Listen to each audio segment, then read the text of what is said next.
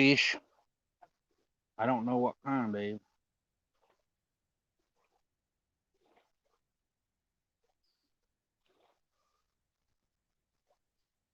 You got to remember. Hey, Brian, Forrest, welcome. Remember right there where you're sitting, babe, that road goes out, so it's shallower there. It's deeper on both sides.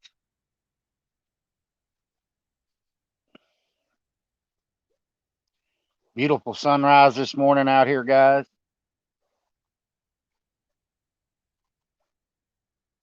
Already got some, can't tell if they're carp or what, but we definitely got some fish swimming up in here. Where I'm at today, straight out from where my rods are, you can see that tree line. Back around that tree line goes up in there, and there's a big flat, and both Little Beaver and Big Beaver Creek dump into this lake. So this out here is a big shallow flat. Uh, Deepest water we're hitting from the bank is probably 4 foot. You can wade out and throw out and get an 8 to 12 foot. Oh, there goes your rod.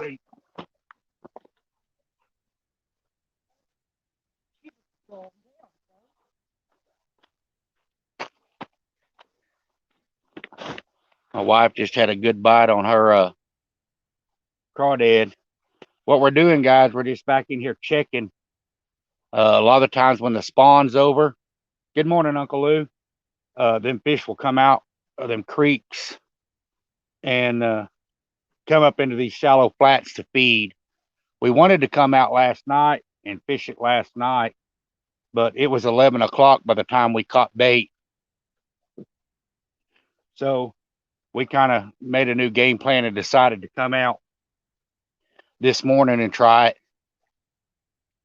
till probably 10, 11 o'clock. They should still be up in this shallow water feeding. Beautiful day. We got to see the sun come up. She had a good takedown on her crawdad. I don't know what it was. It didn't hook up.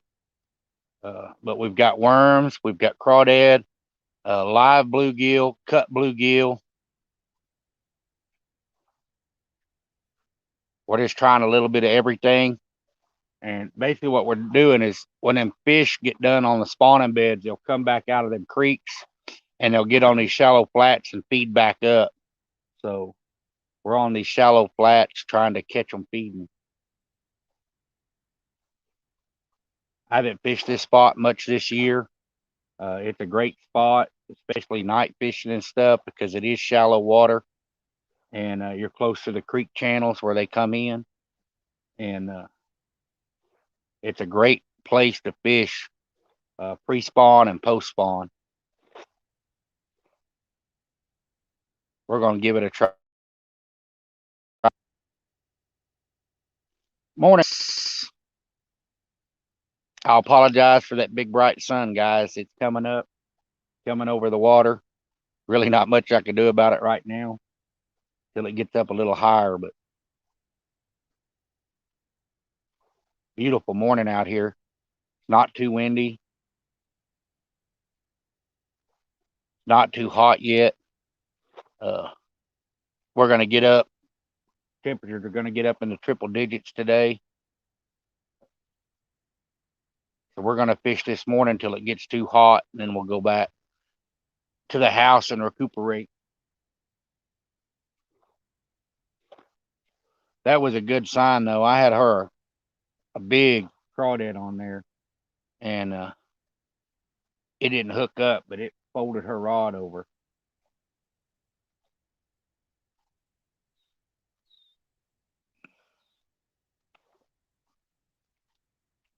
Babe, you may want to reel that in and check your bait, because he laid it over pretty hard.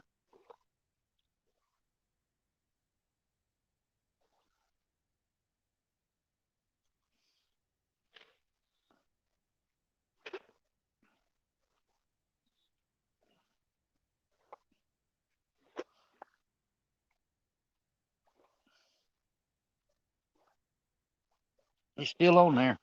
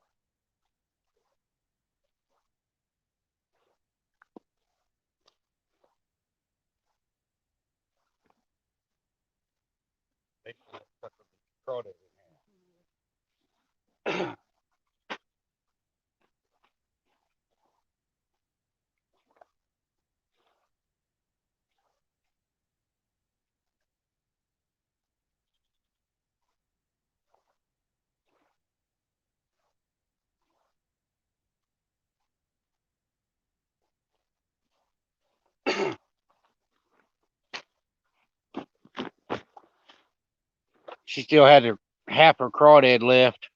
Morning, inshore. KY Catfish Chris, good morning. That fish basically bit her crawdad.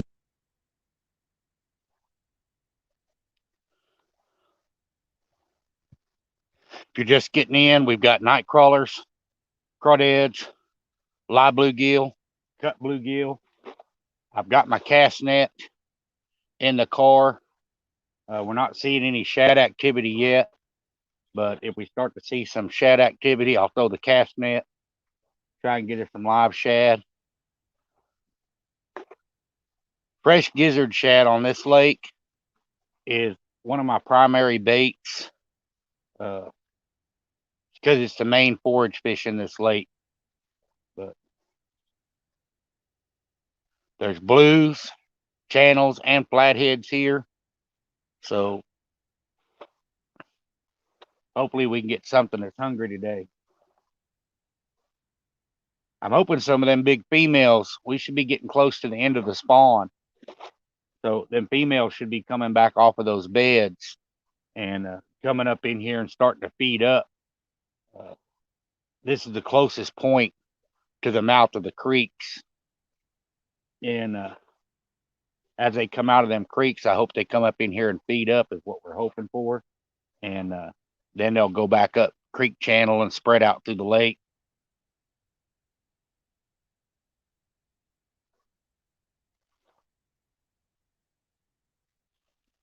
Morning, Steve Austin.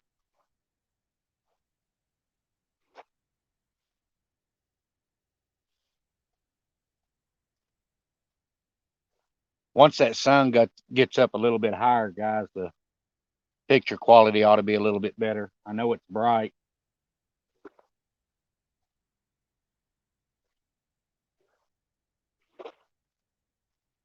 Normally early morning like this, with that sun just coming up, I'd be wearing my sunglasses, but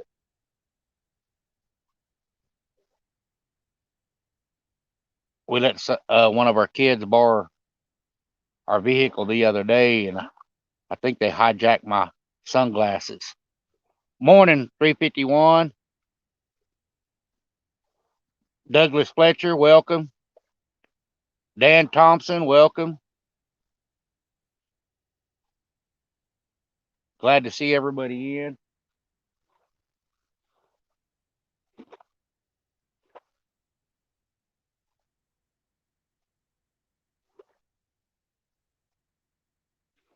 Got 6 rods out right now. My wife's got night crawler and crawdad.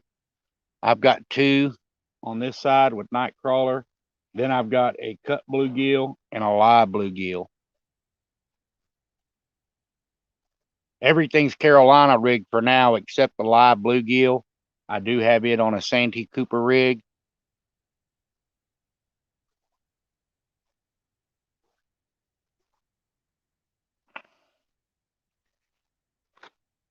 I see Cody from 3+1. Did I miss him coming in? Hey, Sir Fins, welcome. Hey, Kevin, Palmetto Cats, welcome, guys. Yeah, Cody from 3+1. Good morning, guys. Beautiful, beautiful sunrise out here.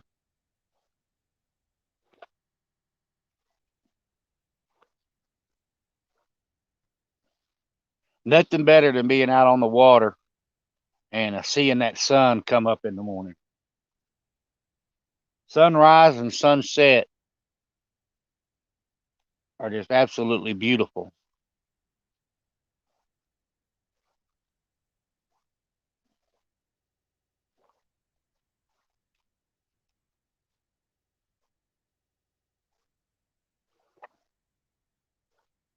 Basically, where we're at, guys, this is an old road that used to be here before this lake was ever built. It ran all the way across this lake. Well, when they flooded it, the road and stuff is still there. So you've got a gravel road bed here. It drops off on both sides. And still out here, the concrete bridge is still underwater and it's still there. And them flathead and stuff will get up under that concrete bridge and they'll call that home year round because they can come out and feed. They've got access to shallow water, deep water, and they've got that overhead cover. And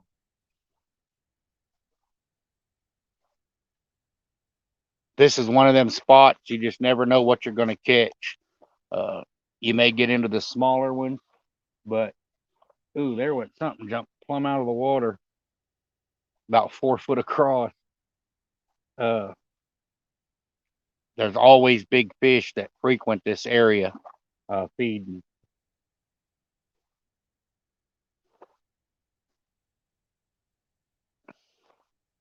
I've seen it when it rains and stuff here. The water will come up and get in this grass, and you'll have 30 and 40 pound fish in here that are so shallow, their dorsal fins are sticking out of the water, and you can watch them swimming around, look like sharks. Pretty neat. Where we're at, just behind me, this is all public hunting, wildlife refuge. There's deer, there's turkey. So lots of times you'll be sitting down here, you'll see deer and turkey and stuff come through. And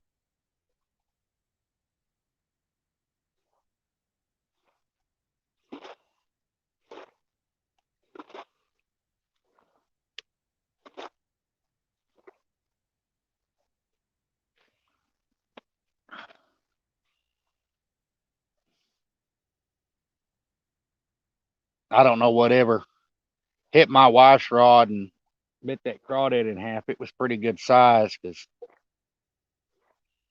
she's using a heavy action rod and it folded that thing halfway down. I don't know how it did not hook up.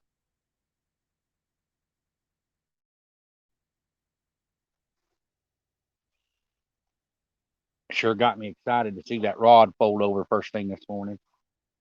I don't know if y'all noticed, but I jumped up and ran to her rod and she's like, "You better back off."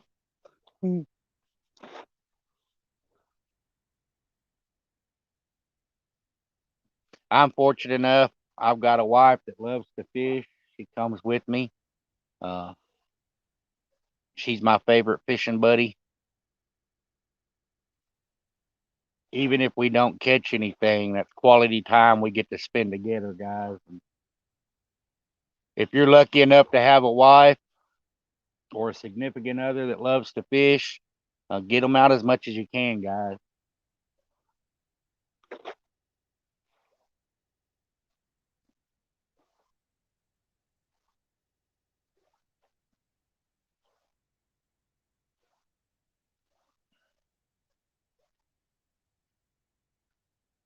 Keep looking around, guys. If you wonder what I'm looking for, I'm looking to see if I see any shad hitting the top of the water.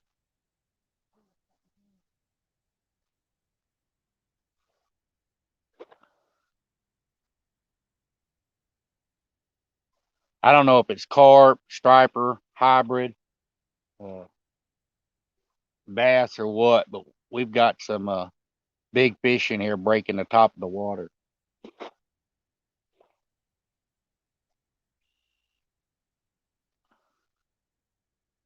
I'm wondering if that's not what got a hold of her crawdad with the big old carp. Using 8/0, 10/0 circle hooks on everything, except the night crawlers. On the night crawler, I've got her a regular Mustad J hook.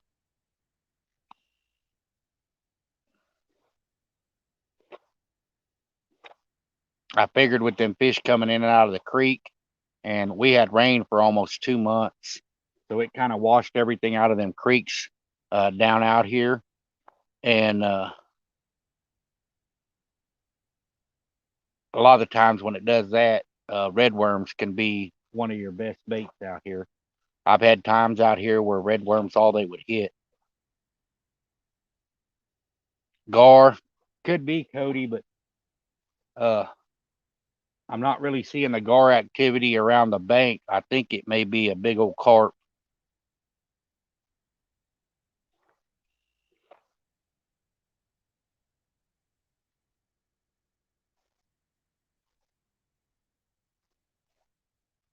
Deer meat is great meat. Deer meat is lean. It's high in protein.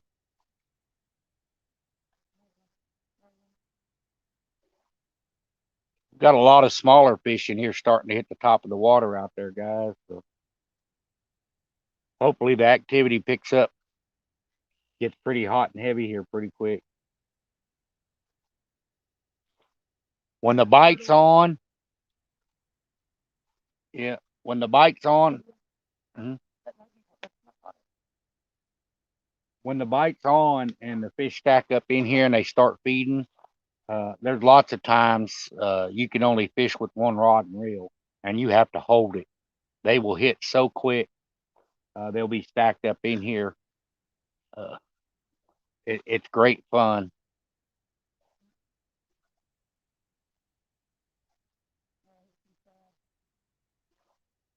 You see some?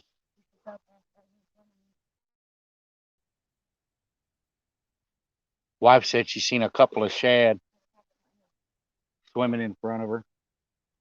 I may get the cast net out here in a minute, guys. Them shad start coming up in here. I want to throw that cast net and get some live shad out there. Live shad and cut shad, gizzard shad on this lake. Like I said earlier, they're my main go-to.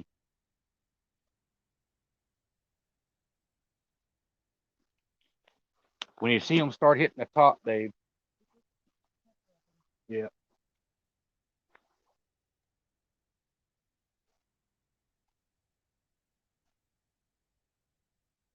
they'll come up around these grass banks and over here on this side too. If we see them start coming in, I'll grab that cast net.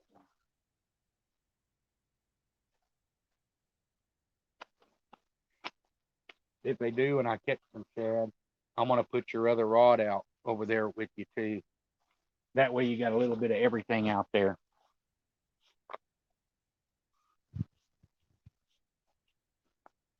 Getting overrun by the gnats. Hey Art, Jeep Fishing Adventures. Hey, welcome.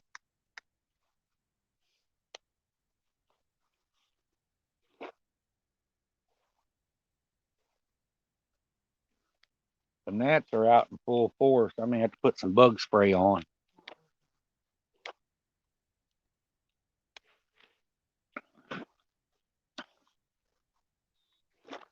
Should have got some vanilla extract for gnats.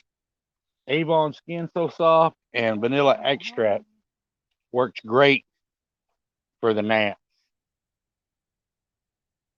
With that vanilla, it'll keep the gnats off of you. And if your wife has a sweet tooth, you'll smell really good and appetizing too. I just seen a couple of shad jump over there, little bitty ones.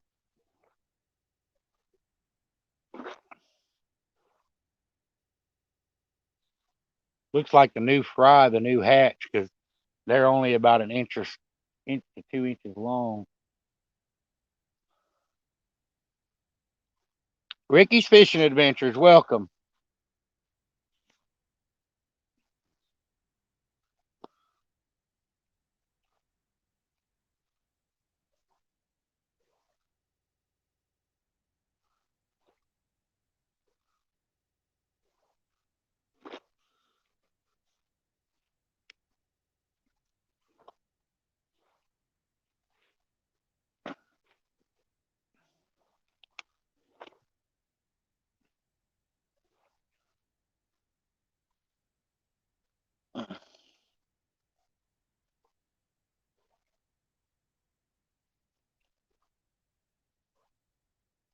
Man, it's nice and peaceful out here.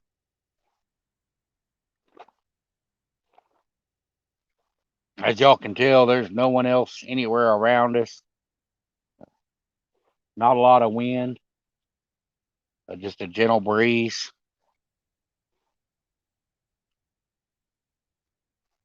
Good morning, Sharina.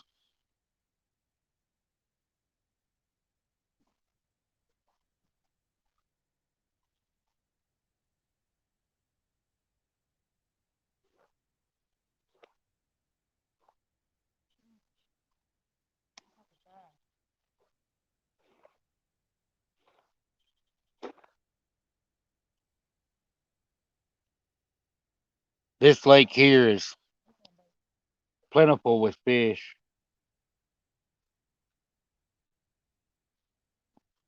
Got your blue cats, your flatheads, your channel cat. Got hybrid striper, sand bass, drum, carp, buffalo, alligator gar, walleye, crappie, bluegill. It's just about anything you'd want to fish for. You can find it here. Morning, Brent.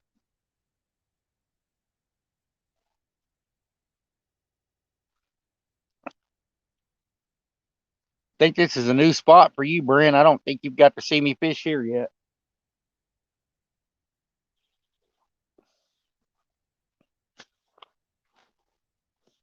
We've had one really good takedown already. Doubled my wife's rod over uh, on crawdad, but didn't get hooked up. Could have been a gar or carp.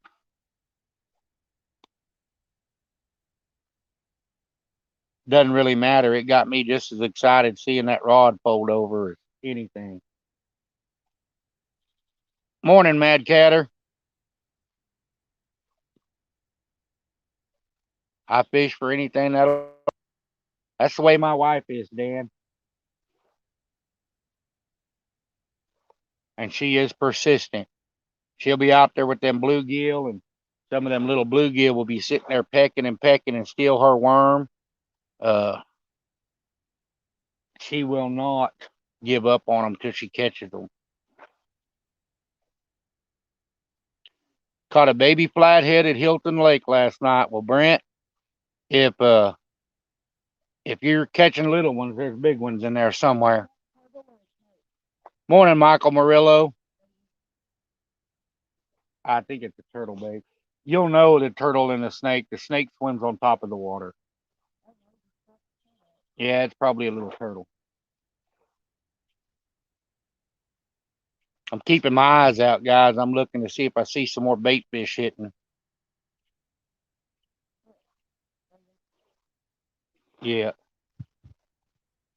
it's a turtle. Well, maybe that turtle's not in the mood for worm, which I prefer he not mess with your worm. I'm not trying to get a turtle off the hook this morning. That snapping turtle can stay right on out there. Brent, this is over on the other side of the lake. This is where the creeks dump into the lake. I see them.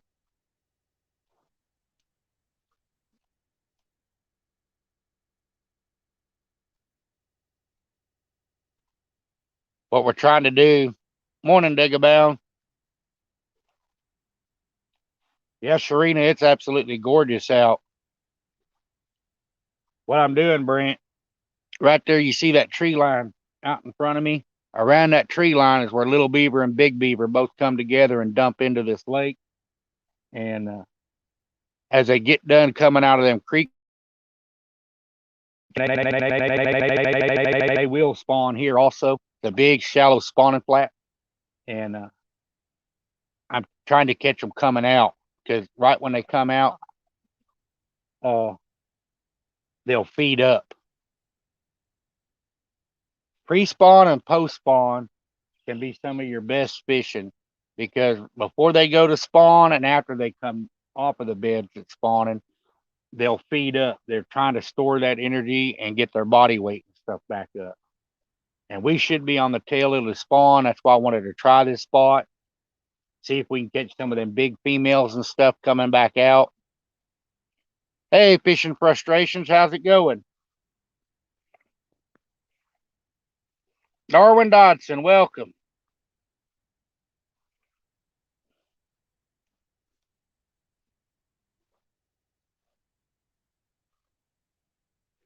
I was really hoping to see more shad activity up in here.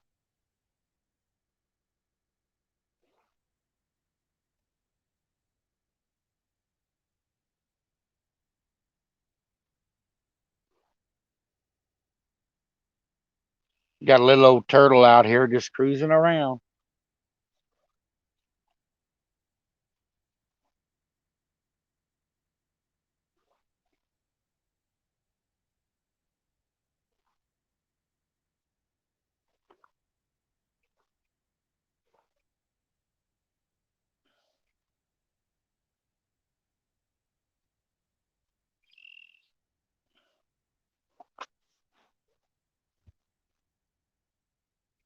Man, it's a beautiful day.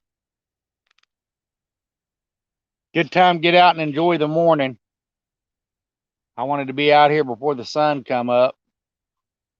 Get to watch that sunrise and get set up. Like I said, we planned on coming out last night. We're going to do some night fishing, but took too long to catch the bait. And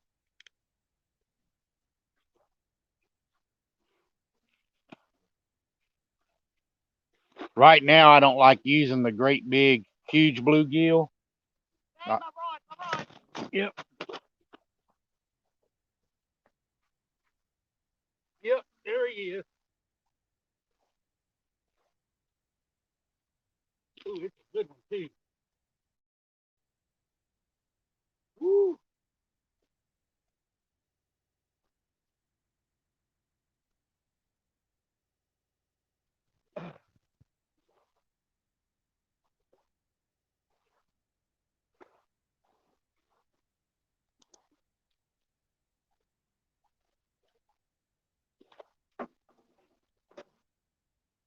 How's the other half of my toe? How's the, ooh, he's the other half of my crawdad. Oh, he's safe the crawdad. You want to show him what? Keep him here. Yeah. Yeah, I had to check this.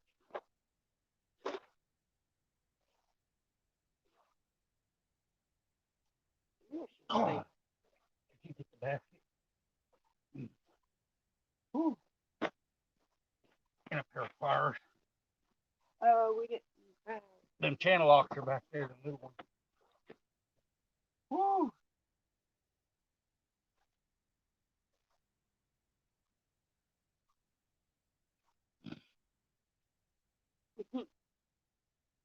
We don't have to pass. I got a stand. No, dang. Woo. Did you get it? No. He devoured that hook. Come on, little guy.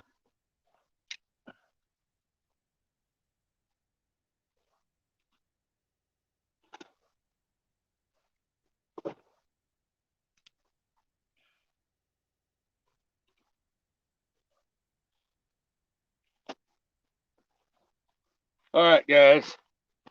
Wasn't on my rod, it was on my wife's. I'm gonna have to get a pair of pliers and get that hook out. He is not wanting to give it up. But crawdad, first fish of the day. We're gonna keep some of these small ones to eat.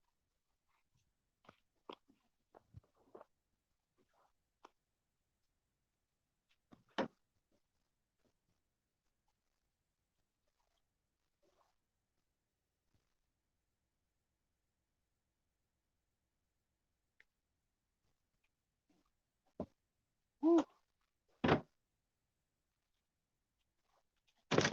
Woo.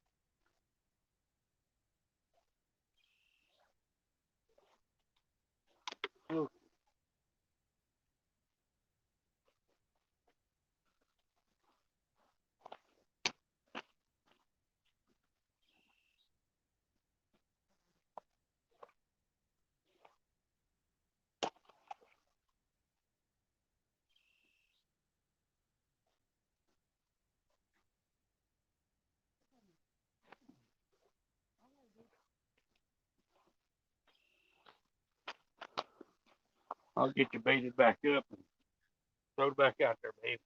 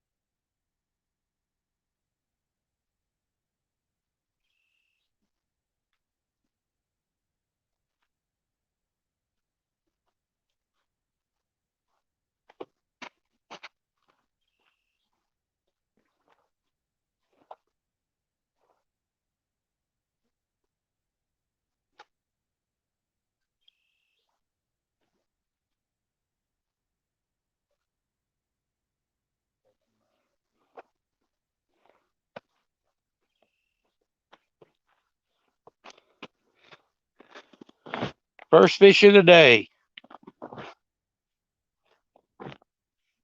Sorry y'all missed the takedown. We loaded that rod up. You could hear my wife hollering, my rod, my rod. She was over here trying to catch some bluegill and stuff when he loaded up on that crawdad again. And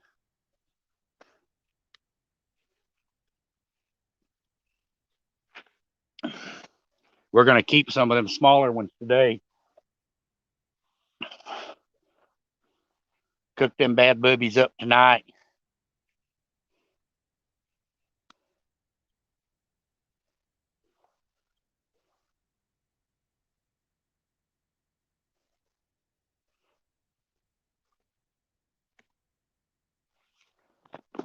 We got something playing with that rod.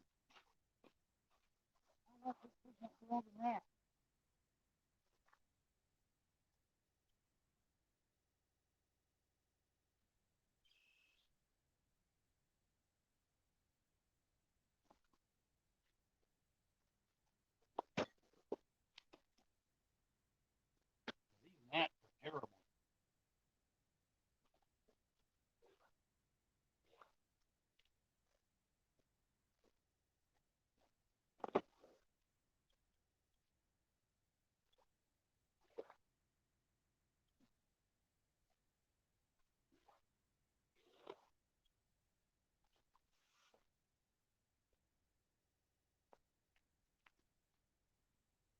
That's not bad back here.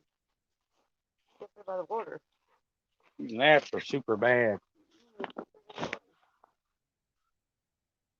We've had something hit that cut bluegill. I haven't seen it go down. Either that or there's a turtle out there chewing on it. That's one thing fishing shallow water, guys. You will get a lot of turtles in here messing with your bait.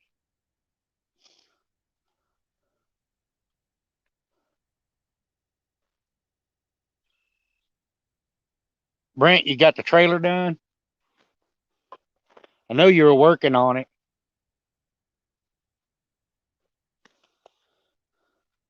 You'll be back on the road lake hopping in no time. Morning, George Ray.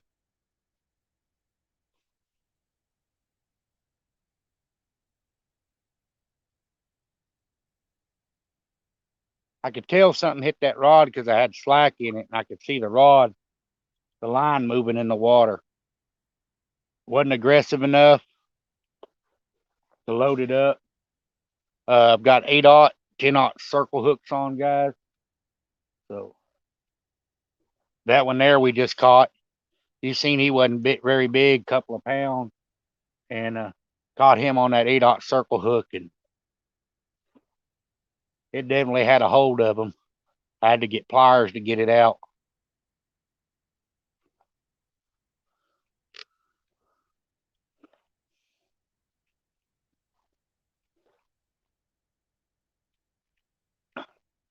I'll check it out, Brett. Morning, Bobby Newton.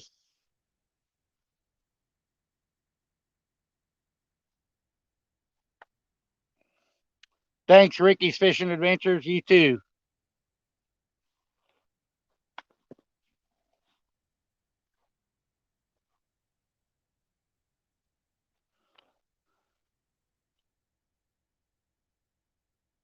So far, the crawdad seems to be the bait of the day. And where this road goes out, I'm fishing on the left side, my wife's on the right. So far, all the bites have come off the right side.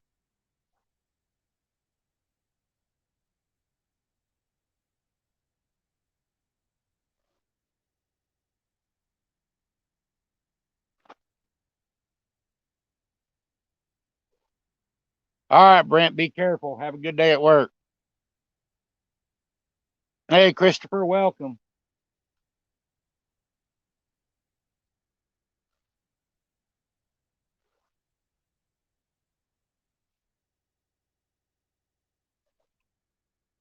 I figured with all the rain and stuff that's been coming in and washing stuff out of the creeks, I figured crawdads might be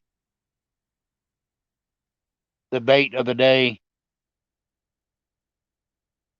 Luckily, my wife caught me a few last night, and I figured we'd try them out.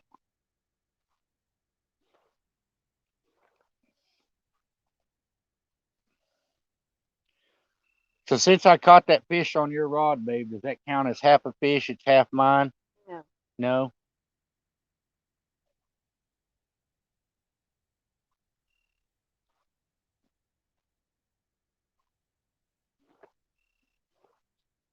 That fish slammed that rod, guys. I wish I could have got it both rod sets in camera angle because he just hammered it and he just kept pulling.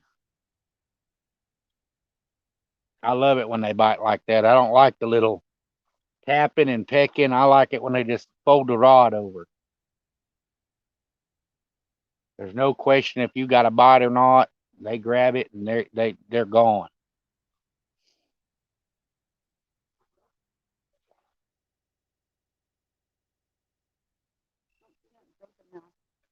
There's some fish swimming out in front of you there.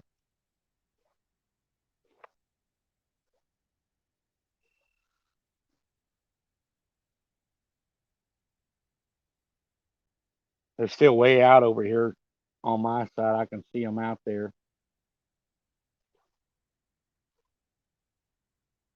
What I like about this road bed, guys, is if I want to get out in that deeper water, I can walk this road bed and it gives me a good hard bottom to walk on. And I'll get out there about waist deep and then throw out. And it allows me to hit that deeper water.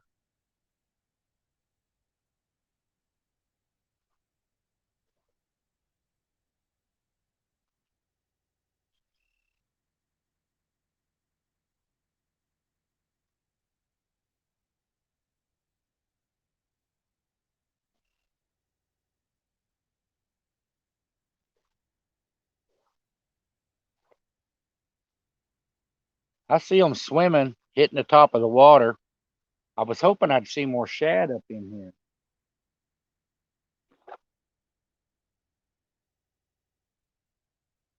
There's barely any wind, guys. It's barely making a ripple on the water. As that wind picks up a little bit, it'll start bringing more and more bait fish in. And yeah,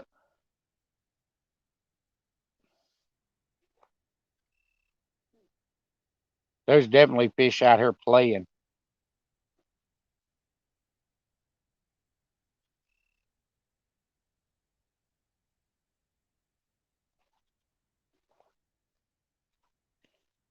Guys, I'm gonna grab my cast net real quick, make a couple of throws, see if I get anything.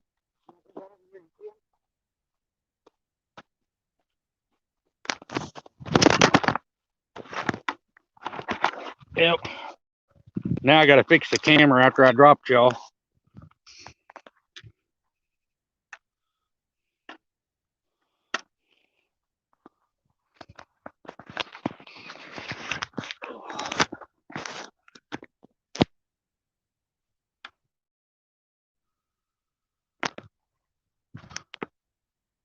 I'm like a buffalo, guys. I got up, knocked that right on over.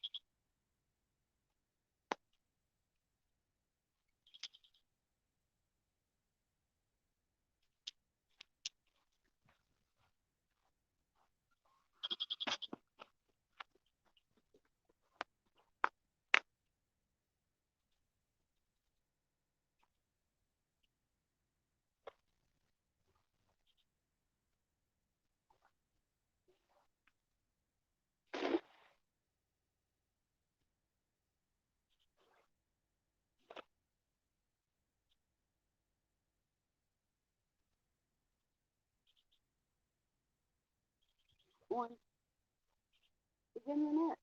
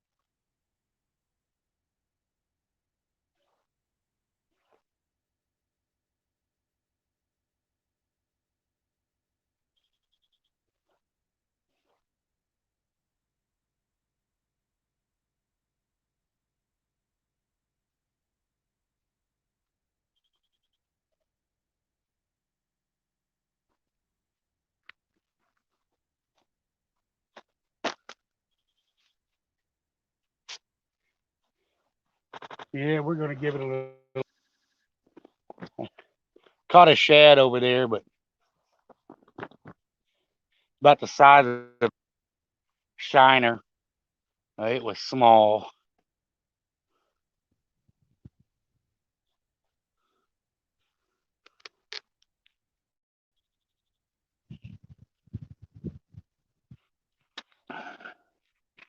Definitely need some bigger bait than that.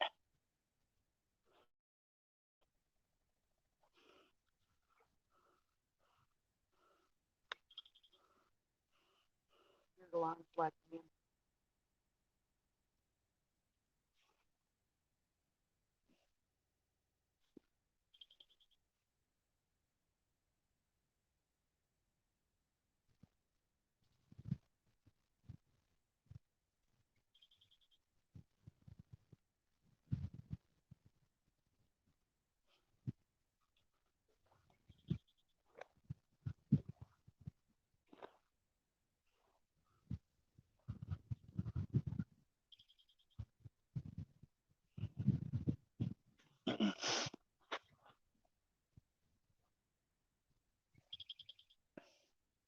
Peaceful sitting out here, listening to the waves roll in.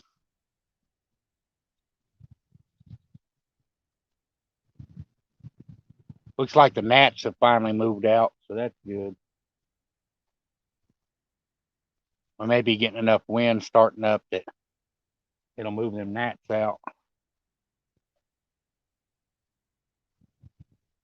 There's some smaller fish up in here too. I don't know if they're bass, bluegill, small carp, but I can see them come up and hit the top.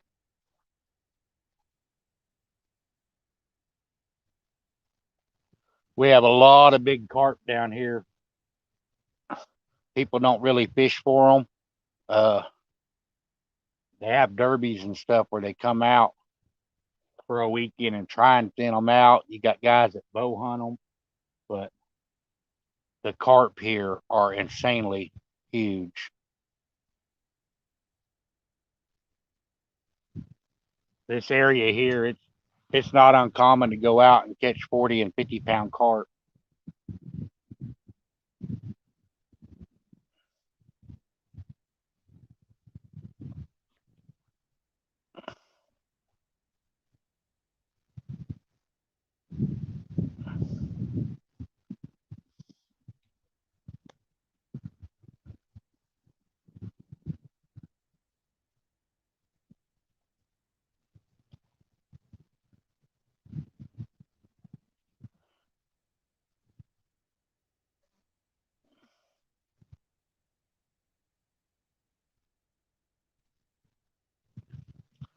Having a hard time finding his link.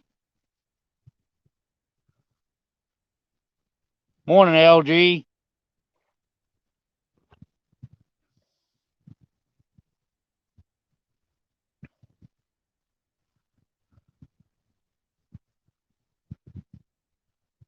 Your PB carp is 45 pounds. Yeah, there's big ones here.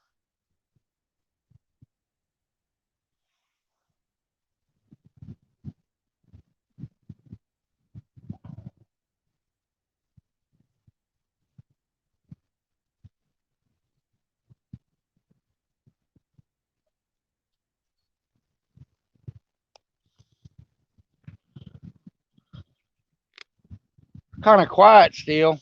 I was hoping for more action in this morning.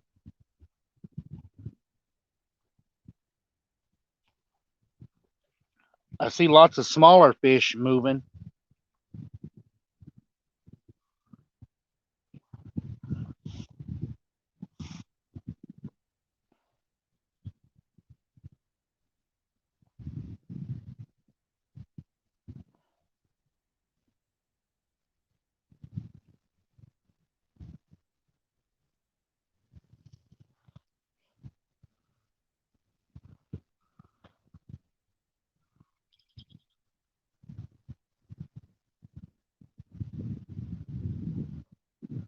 Got a 6 or 7 pound carp fishing frustration.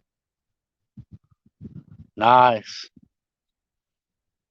Went for 5 hours and caught two, Sharina. Yeah. I'm kind of prospecting, like the title said. The spawn ought to be coming to an end pretty soon here. So I'm trying to check areas close to the mouth of the creek and spots that I know the fish spawn in. This here is a big, shallow spawning flat, and just trying to see if the activity picks up. The spawn is always tough. It's a hard bite. Uh, you may go out there and sit all day and not catch anything. Uh, why you see a lot of guys during the spawn, they're dragging baits, trolling, drifting. Uh, they're trying to drag that bait in front of that fish and get that reaction strike from them. Fishing from the bank, you don't have that option. Uh, you've got to get out there, put yourself in an area that you know holds the fish. You know fish are in that area, and hope you can get them to come to your bait.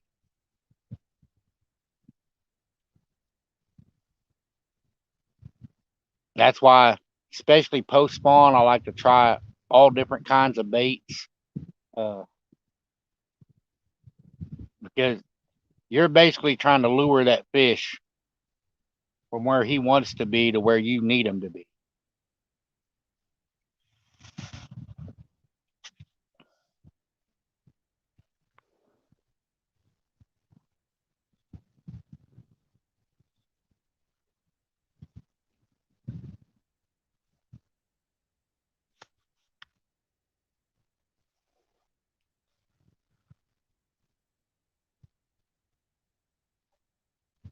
River's going down again, Sharina.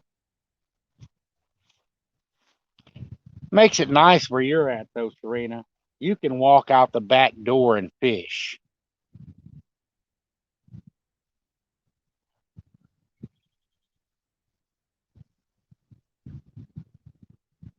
We drove about an hour to get over here, and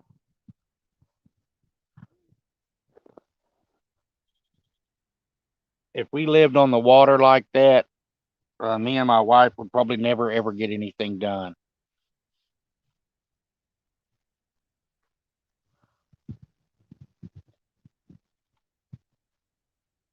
My wife is a fishaholic.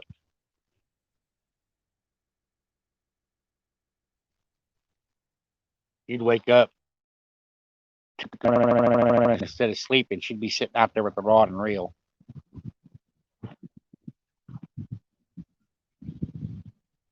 Yeah, it's nice to be able to go different places, Serena. A lot of the times, even on the same body of water like here, we can sit here and the fish may not be biting that good, only catch a few, but I can move to another spot where another creek comes in that's got a little bit deeper water. It's a little bit closer to the main channel of the lake, and you can go over there, and sometimes the bite's on fire. Uh, I've sat places for 2 hours with nothing and moved mile and a half, 2 miles away, and just started slamming them.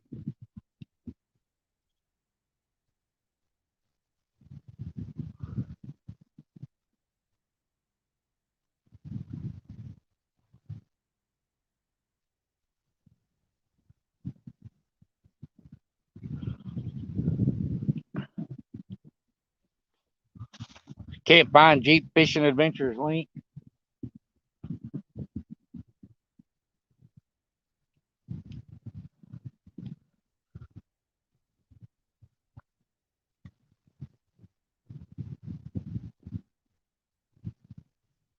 Yeah, LG. Same thing here. Uh, Shad from the bank is hard to get. You got to be in the right spot. In the bluegills, we've been going out trying to catch bluegills, and we've been catching the monster bluegill. And right after post spawn and stuff, and even pre spawn, a lot of times they'll like the 3 inch, 4 inch, but they don't like the great big ones. They don't hit them as good. And you can use the big ones for cut bluegill, but for live bluegill, I like them a little bit smaller. Hey, DMB, welcome. Jeff, welcome. We've got all kinds of smaller little fish swimming out here. I don't know what they are.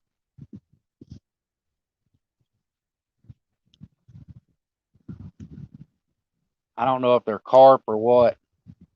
My wife had a little rod out with the cork on it, but after I caught that fish on her rod, I think she gave up on that.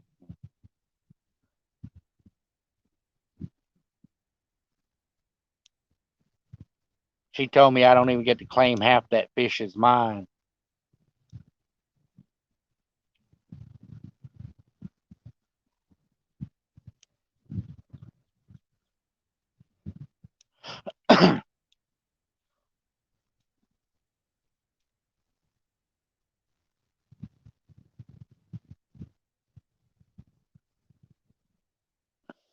Sure is peaceful out here, guys. Oh, something just hit my live bluegill. Brought it. Oh.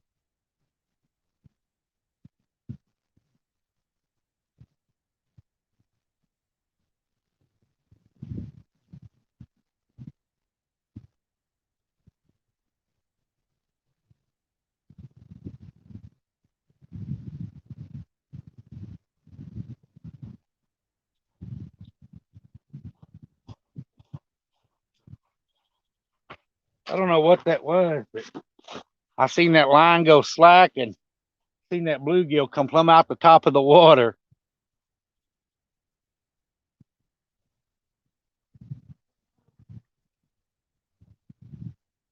We'll leave it out there and see if we can get something to load that rod up. That's the only thing I have on the Santee Cooper rig is my live bluegill. Everything else I've got Carolina rig today.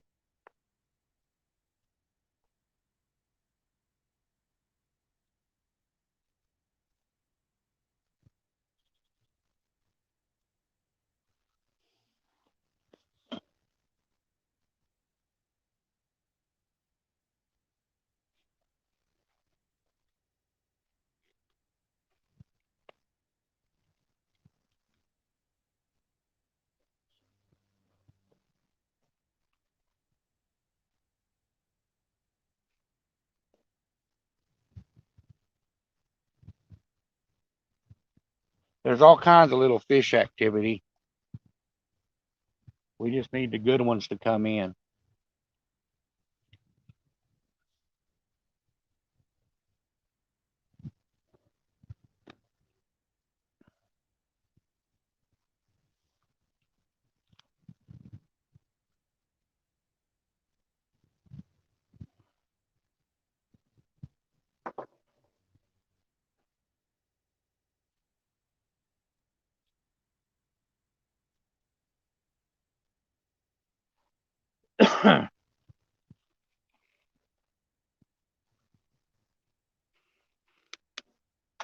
Thanks, DMV.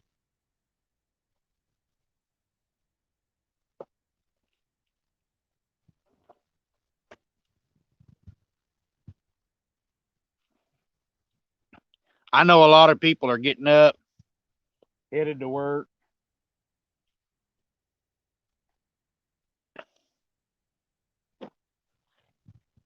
I wanted to come out and try it and see what was going to happen.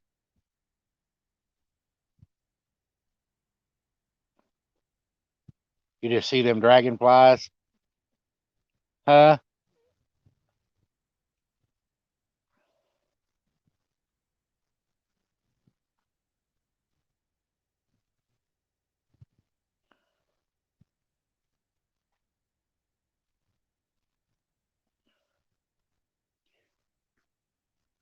We'll probably get another fish here pretty quick, guys. My wife just scooted a little bit farther away from her rod. She's about like DMB. Every time she leaves the rod, that's when it's going to go down.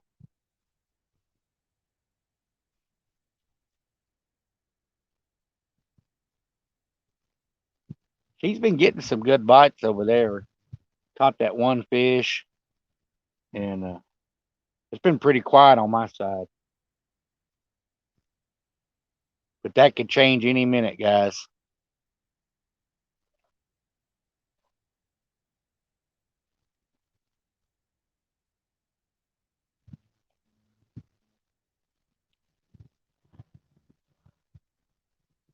I'm curious if that's carp in here moving like that, babe. That's all over. If you catch one, I'm gonna keep that carp and use it as bait. Whatever these fish are hitting the top, there is a bunch of them up in here. They're just scattered out on this flat all around us.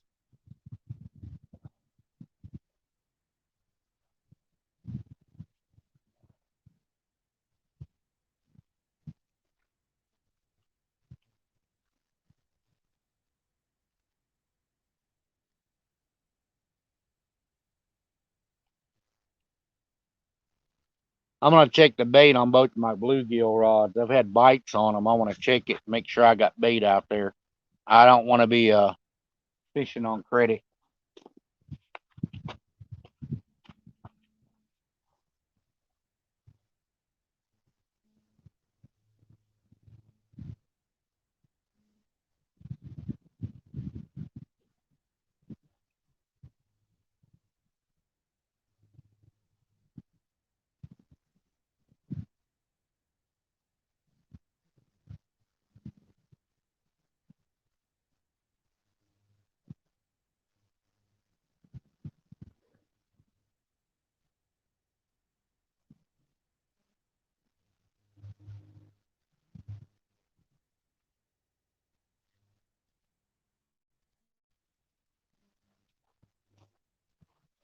That's what I thought, guys.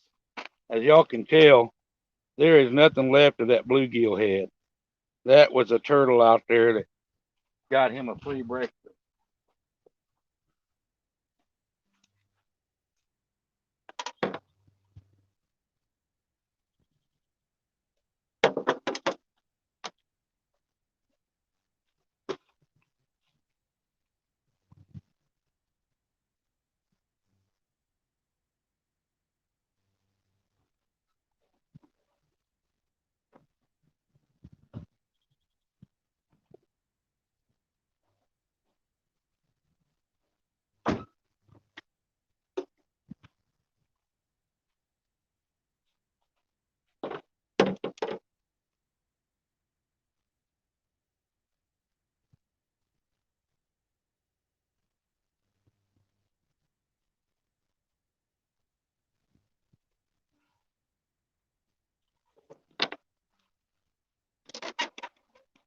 All right, we're rebaited. We're gonna send it back out there.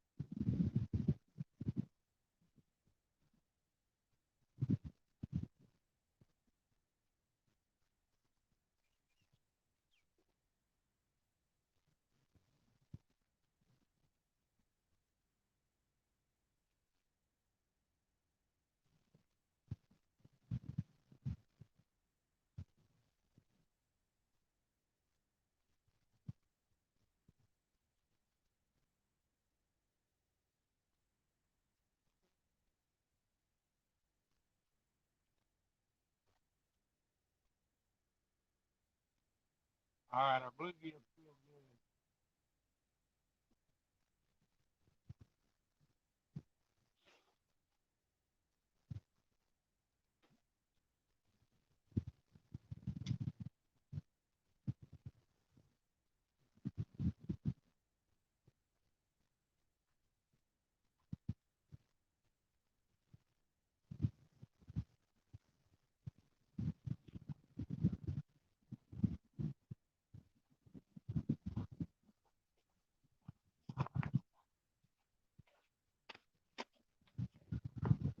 Well, we got our baits freshened back up. Kevin Baker, welcome. Donald Weir, fishing the dot.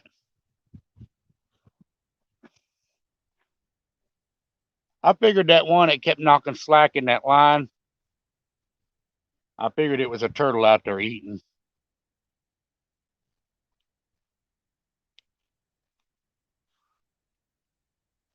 What we got, guys, right here in front of me, there's a roadbed that goes out. You got the ditch on both sides. I moved that live bluegill a little bit farther over, right to the edge of that ditch where it drops off that roadbed, and it's shallow, and he'll be out there swimming and making a lot of racket and commotion. He'll draw a bit of attention. The other rods I've kind of got thrown off to the side.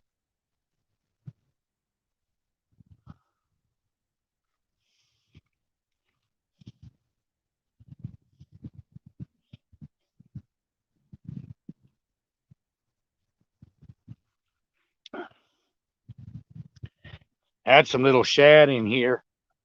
I threw my net just to see what they were, and they were little bitty shad. You can get shiners bigger than the shad that were up in here. Captain Friday, morning. But all in all, guys, it's still a beautiful day. Great time to be out on the water. Got to watch the sun come up this morning.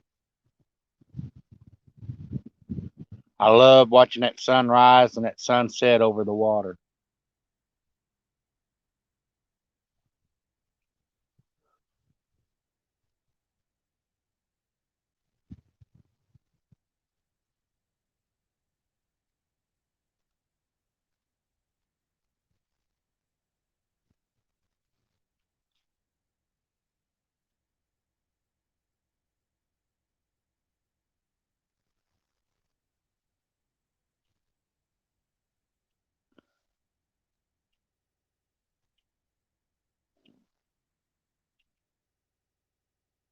I'm going to try something, guys, just out of curiosity.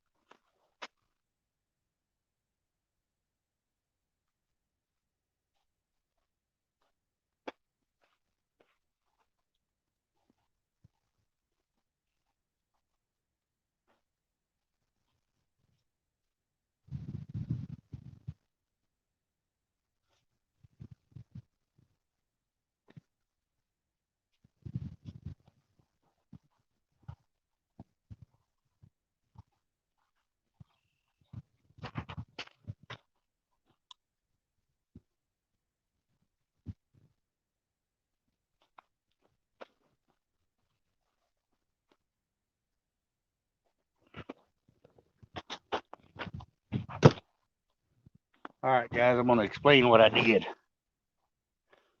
I'm seeing a lot of fish activity, even if it's smaller fish, right on top of this road bed. And it's shallower here, and you got that gravel hard bottom.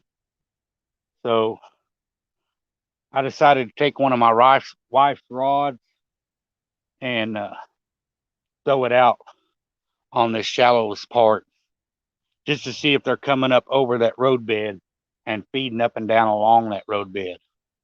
Sometimes they'll do that. They won't be on the drop off, they'll be up on the high spot. That's all you can do, guys, is move your rods around different depths, different areas. And all right, LG, be careful and see what happens.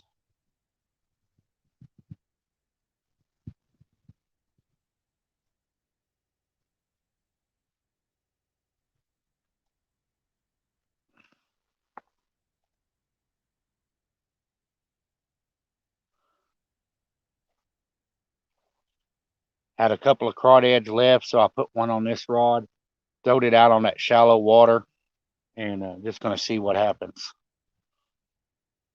Hey, Ernie Brown, welcome.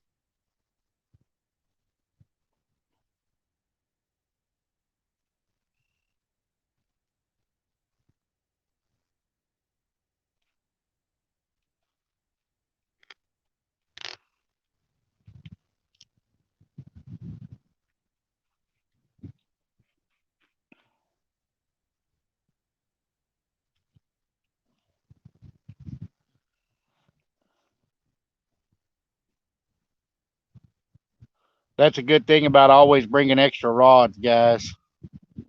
Uh, I was still able to keep my rods out where I wanted them, and having extra rods, I could just grab one of my wife's rods and throw it out, and didn't have to move anything.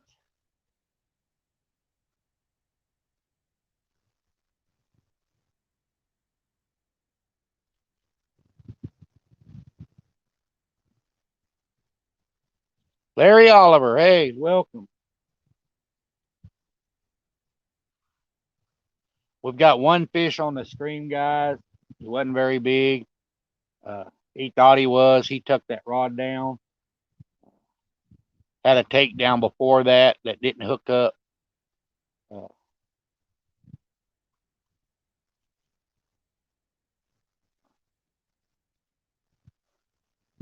we had a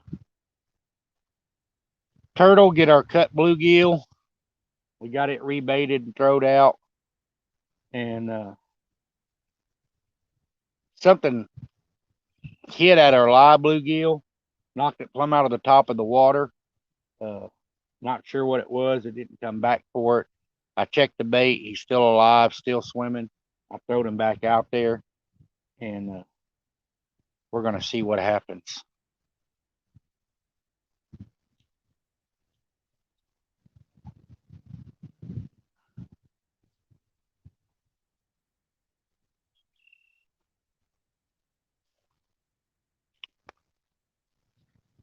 We got out here early this morning before daylight, got set up, got to watch the sun come up. We're trying to beat that heat. It's going to be triple digits today. So we're going to fish for a little while, and then when it gets hot, we're going to give it up and head to the house. But I wanted to try this spot and see if the fish were stacking up in it yet. If we don't do very good here today, I'll give it a while and come back and try it again and go try some other spots until then.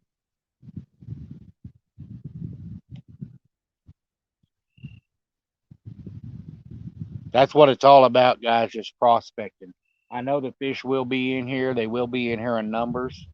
It's just a matter of timing. Uh, if you go somewhere and the active fish are not there, they're not feeding, you're not getting any bite, you're not seeing the bait fish moving and stuff, uh, don't waste your time fishing that same spot over and over again. Go to another spot, locate the fish, and you can always come back periodically and check that spot. Only going to be 93 there today, Lou? Yeah, we're not that lucky.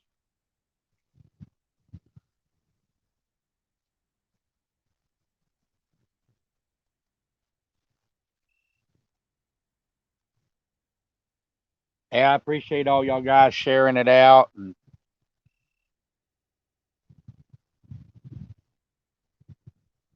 I know it's kind of a hard time to go live because it's during the week, it's early morning, everybody's got to work. Uh, but I wanted to come out, do some live fishing, and I haven't figured it out yet, but I know you can go into your live streams and edit them and make a video. So that may be something I try and do later. Morning, polar bear. Oh,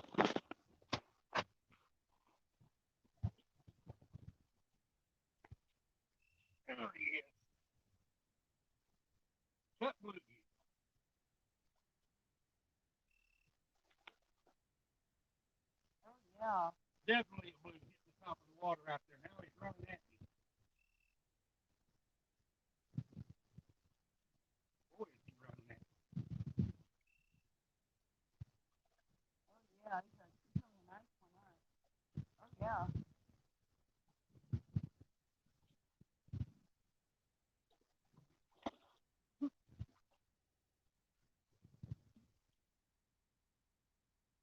Glad to see you, buddy. You biggin? Not bad. Not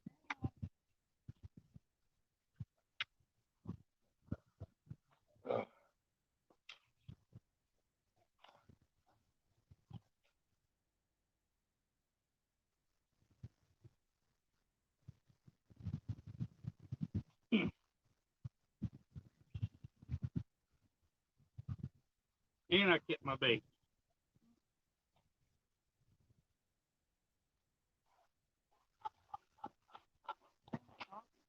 Listen to him talk to you guys.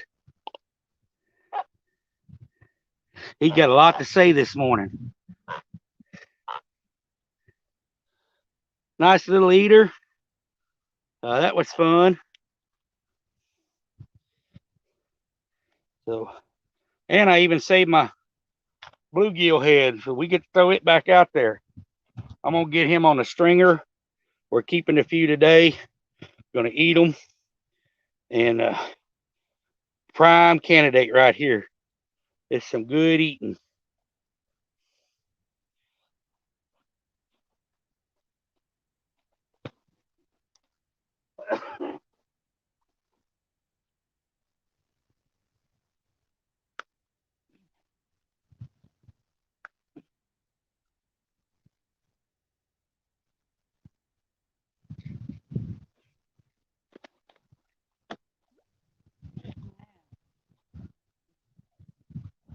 Yeah, he's not that.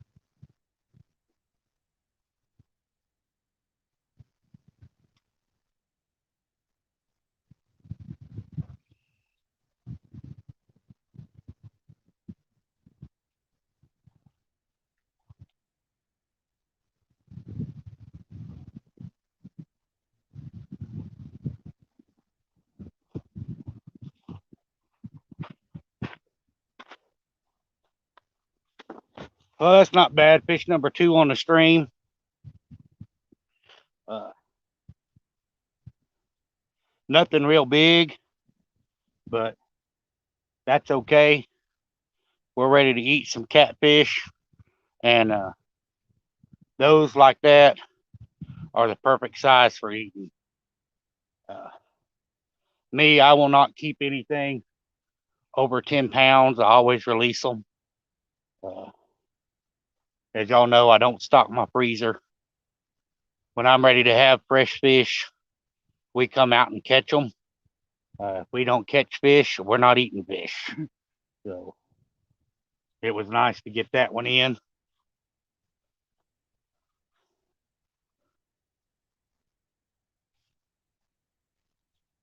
And I saved my bait. So can't beat that. Got to keep my bait, and we'll be eating catfish for dinner. That's one thing about the lakes and the creeks and stuff down here, guys. Uh, you don't have the pollution. These fish are perfectly safe to eat. Uh, so, and if you want to keep fish to eat and you like to eat fish, there's nothing wrong with keeping you some eater sized fish. So don't be afraid to do that.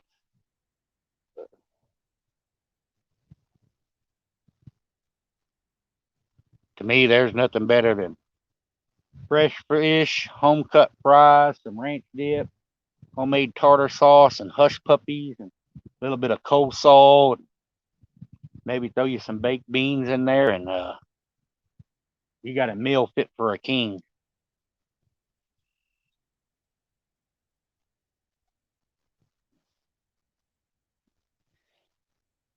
My wife's out here, and this fish is just swimming all around her court, but not touching her court.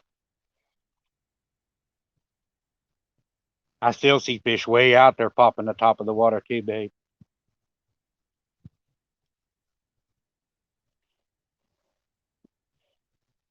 And it may be a day bite. They may not do it as this water warms up. They may come up in here and be on fire. We'll fish till it gets too hot, and when it gets too hot, we'll go home and get under the air conditioning and wait for someone else to go fishing.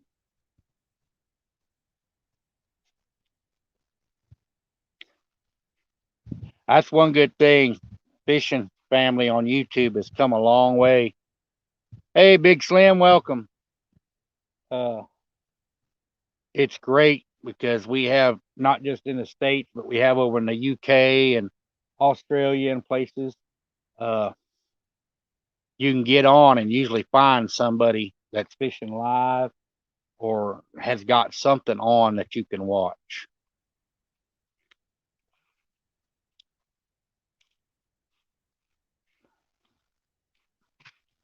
We were paying $150 a month for a satellite, and all I watched was YouTube and stuff. So my wife decided she was not paying for that no more, and we haven't even missed it because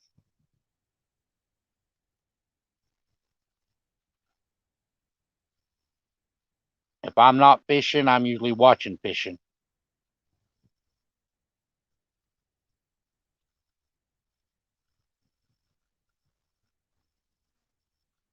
And as y'all know, I don't use the clickers on my rod. So I've got them locked down, got them in the rod holders. When that fish hit, I got up, went to him, reeled him in. Same thing on the one that I caught on my wife's rod. With them rods locked in, if that fish takes that down and loads that rod up, it'll set the hook with those circle hooks and he'll be there.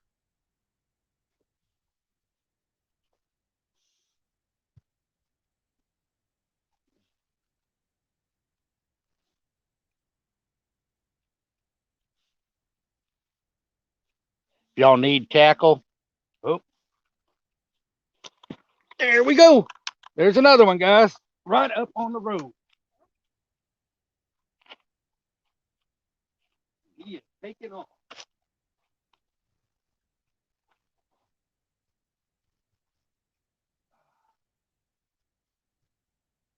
rod, Dave?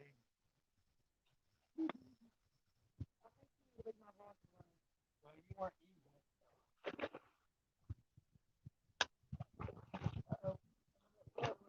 it. Yeah, he got into the stringer. He is mad.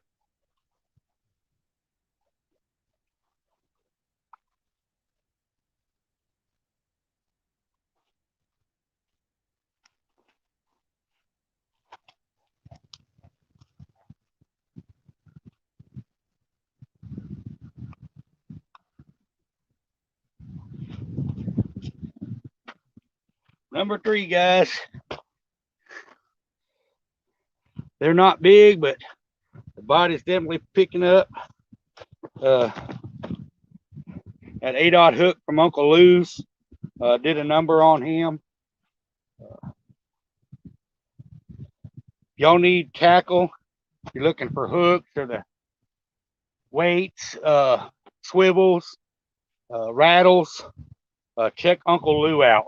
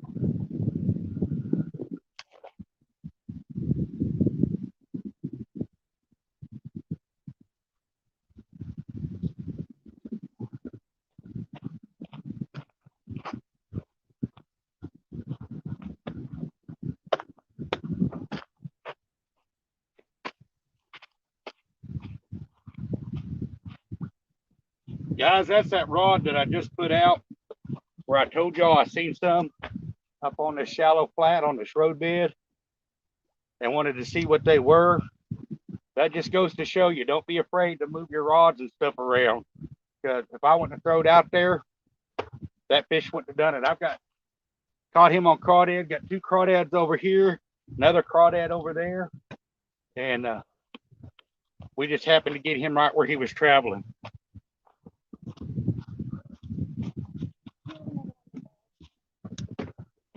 I think they're in the big tackle box, Dave, where the corks are.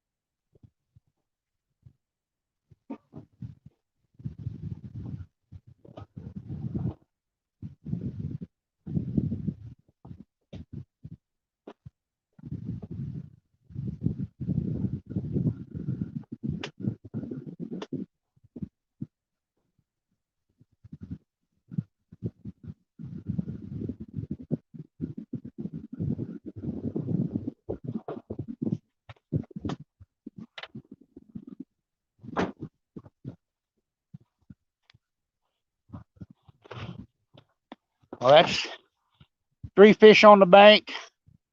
Uh, nothing big, but I'm sure not going to complain.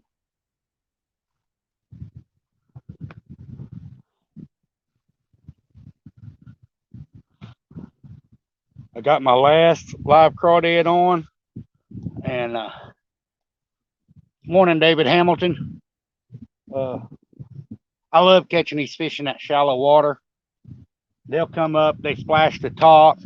You see how they run. That fish, as soon as he was hooked, he was headed south.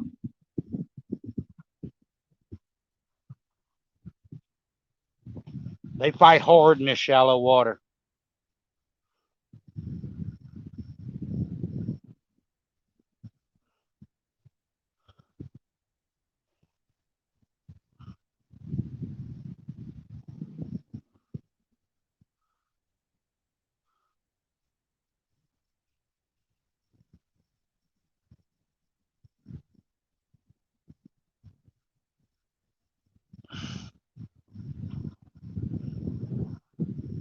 It was worth getting up at 4 o'clock this morning.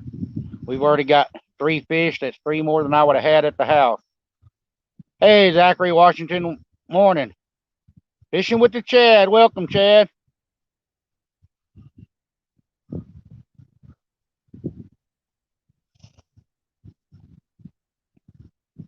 So far, guys, every fish except one has come off a crawdad.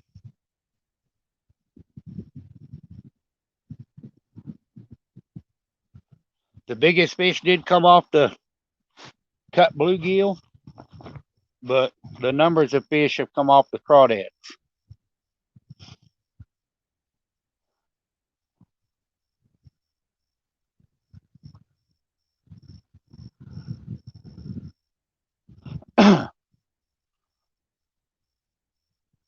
So calm out here.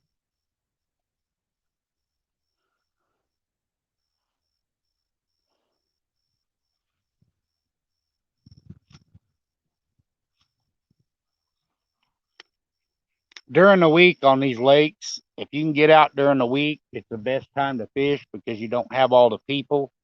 Uh, where I'm at back here, you don't see a lot of boat traffic. You do see people coming out to bank fish uh, quite a bit, but we've been out here since before sunrise, and this whole time we have not seen one person, one vehicle.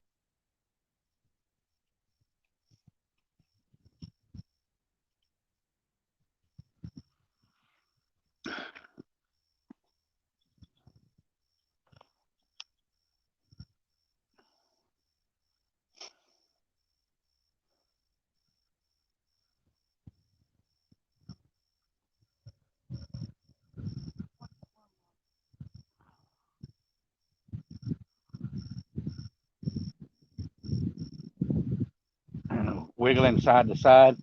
That may be the wind. We'll see if it goes down. They're hitting hard, so if he starts to take it, that's okay.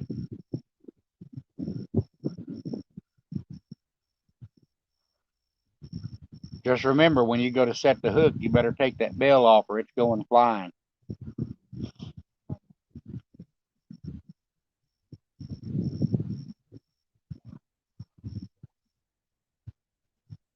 The bite is definitely not on fire, guys. Uh, not seeing a lot of shad or bait activity over here, but the fish are still coming up in here. And it's just a matter of time. It's being here at the right time. Uh, when they start coming off that spawn, they'll pull up in here feeding, and it will be hot and heavy. Uh, you'll be fishing with one rod, and you'll have to hold it in your hand. And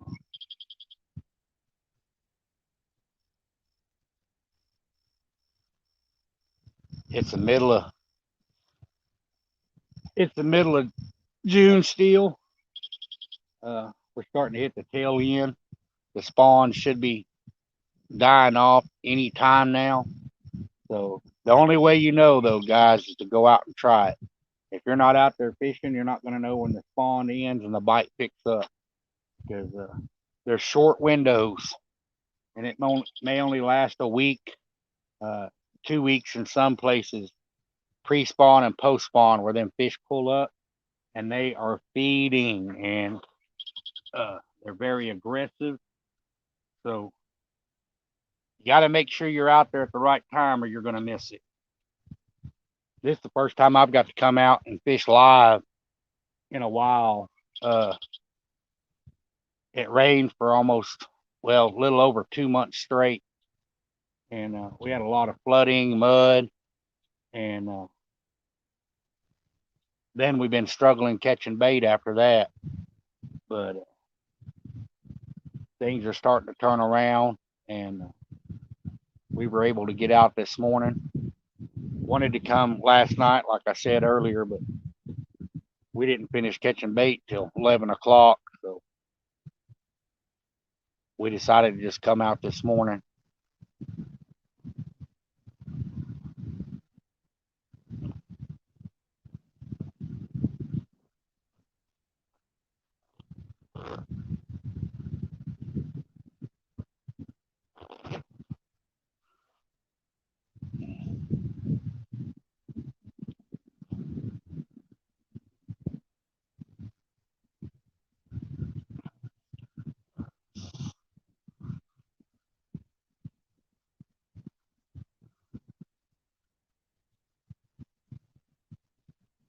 It's beautiful out here.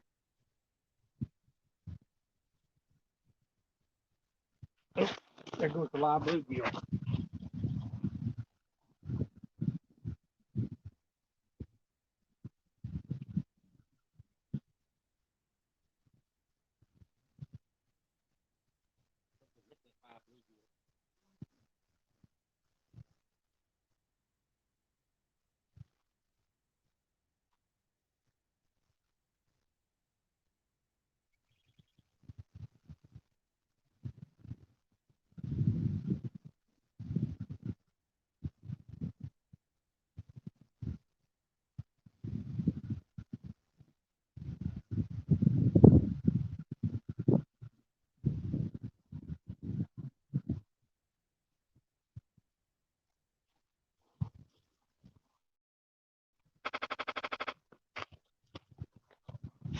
I don't know how well y'all could see that. Something pulled on that live bluegill and just kind of popped it and let it loose. Maybe a gar. Could be another stinking turtle. But we're going to leave it out there and see what happens.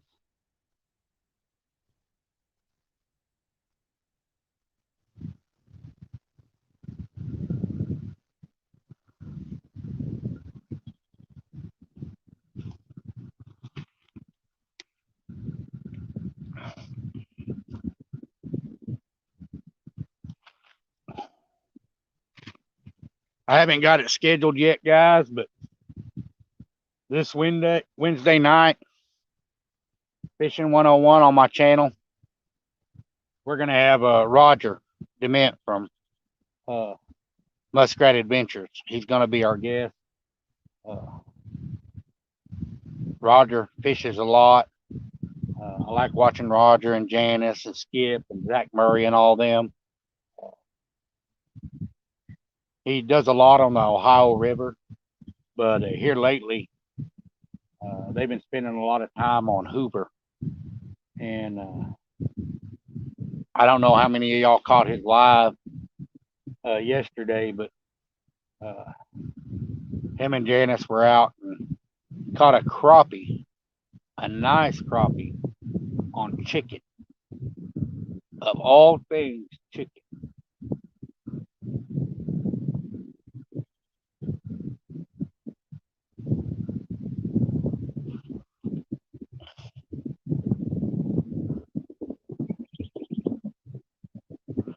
Steve Austin, I don't use a clicker.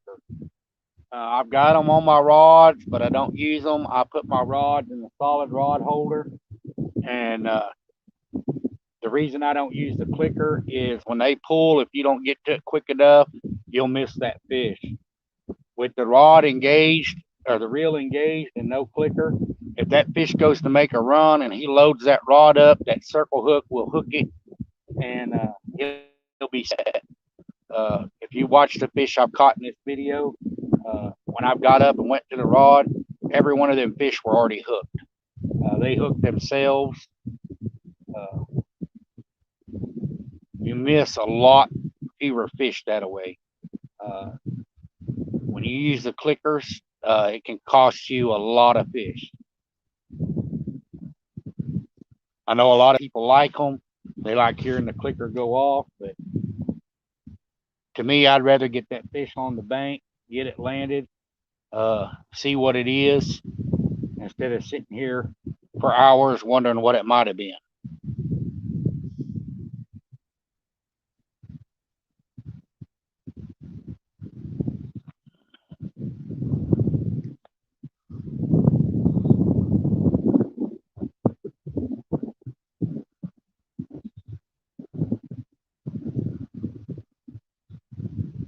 Just like that fish that hit that live bluegill. If he'd have still been messing with that bluegill when I got over there, instead of using my clicker, I would have started pulling drag and feeding him line.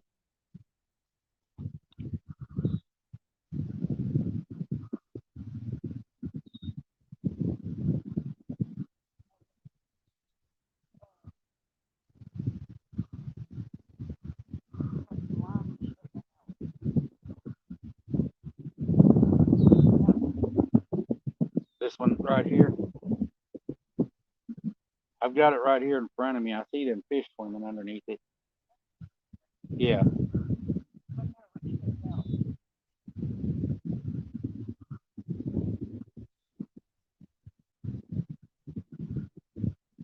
bet that was a gar or a turtle that hit that live bluegill because it just kind of pecked at it and left it. But we're gonna leave it because, like I say, there is that concrete bridge out there that them flatheads like to lay up under, and sometimes them flathead can bite very finicky.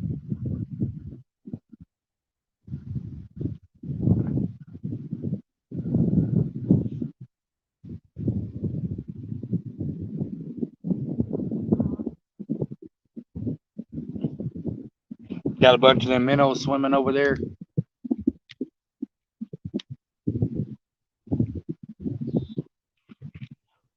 That was the smallest shad I've ever caught in a cast net today.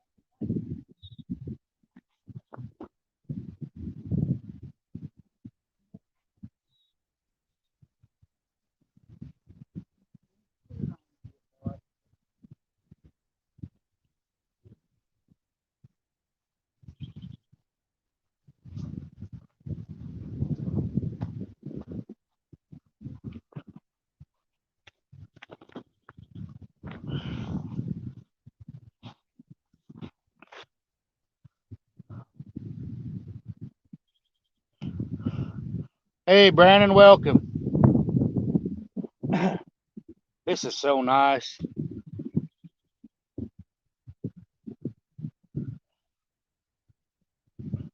I've bank fished and I've fished off a boat, guys, but I like getting out here on the bank, kicking back, just relaxing. You're not worried about the trolling motor, anchors coming loose. You don't have to deal with anything. I just sit here and watch the rods.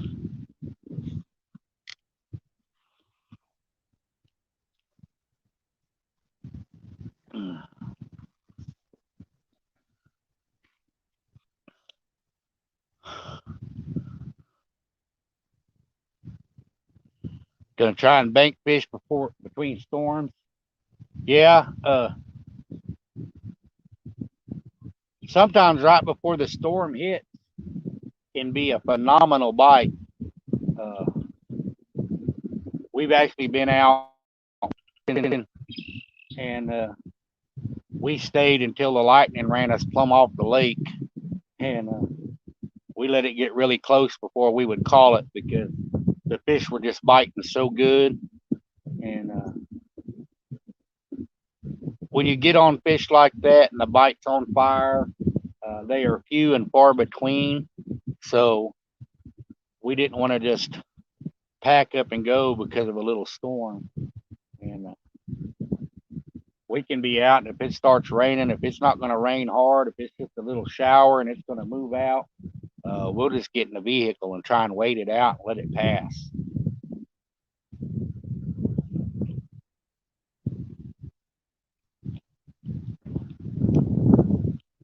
About a half a mile. from here. When I was a young boy, out here with my uncle, and it was raining. We had our rods out. We just got in the pickup.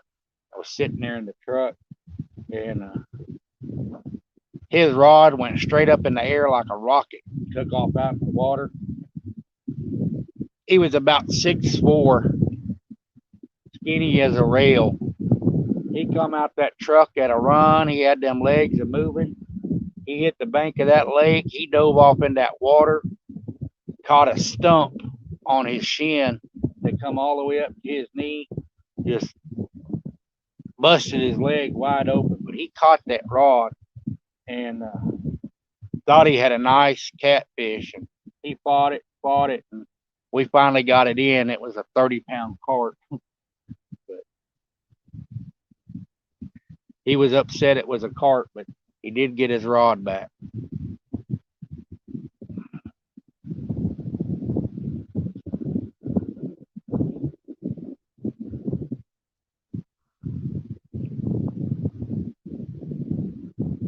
This lake's where I learned to swim with my uncle again.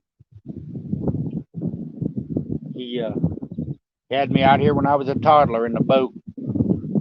I know a lot of people think it's cruel. You couldn't do it nowadays. He chunked me out in the water and said, swim or drown, and I learned to swim.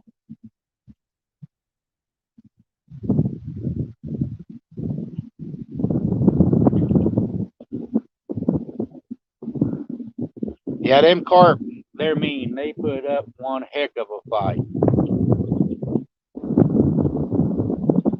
I hooked into one using crawdads for bait on an 8/0 circle hook, and man, I was excited. Uh, Thought I had me a nice blue, and I fought it, and got it up to the bank, and it was a huge carp. I looked like one of them balloons that just deflated. All the life just went out of me.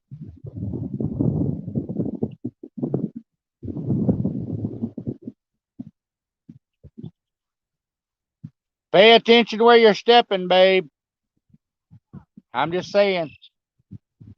This is Snake Haven, and there are rattlesnakes out here.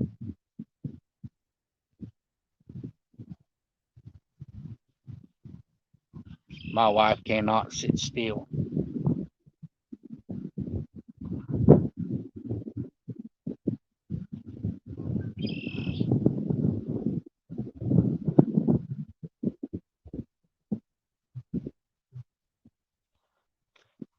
Them fish don't bite instantly. She's going around looking places, and she's got her little bait rod walking the bank and stuff. But it's one thing you do have to watch out for on this lake. There are cottonmouths out the wazoo, and we also have rattlesnakes.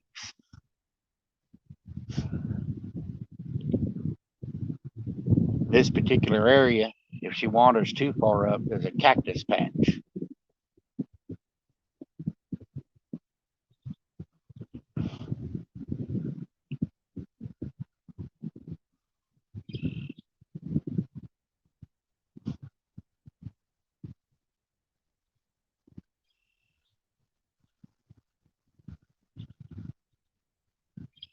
Well, it was nice to finally catch a fish on my rod instead of my wife's rod. I want to get some new rods. I want to get her into trying to use the bait caster. Uh, she's always used like the push button 808, stuff like that. But I want to get her on some big fish, and I just feel more comfortable uh, if she had a good bait casting reel behind her. She's never caught a big fish, and the first time she hooks into one, well, she's already hooked into a couple, and they broke her line, stripped her reel. I told her that tackle is not made for no 30-pound fish, and I finally got her using these spinning rods, and but I'd like to upgrade her to the bait casters.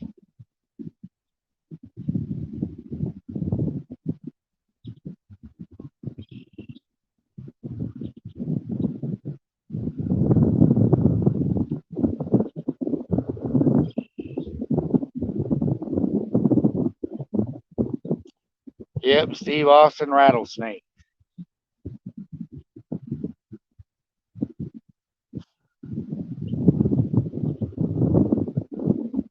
One thing about a rattlesnake, though, is he'll usually give you a warning. Uh, Cottonmouth are not that nice.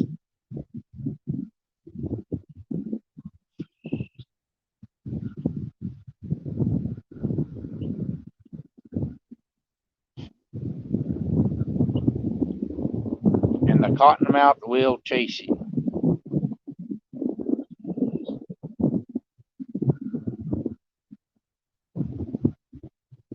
And I do not like snakes, period. The only good snake is a dead snake.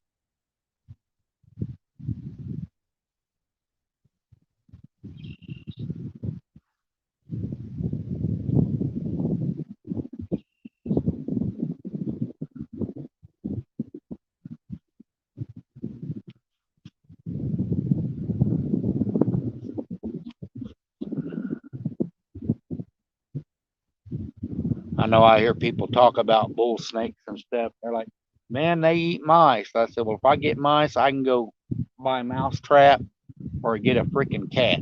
I do not need snakes hanging around my place.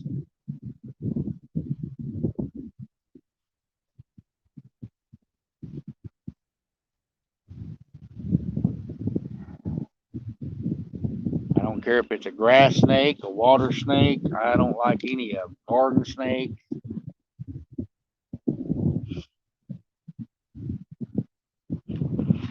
We have to be careful out where we live. We have a lot of the copperheads. And if you have flower beds or a garden or anything like that, water or little fish ponds, Nice over there. yeah.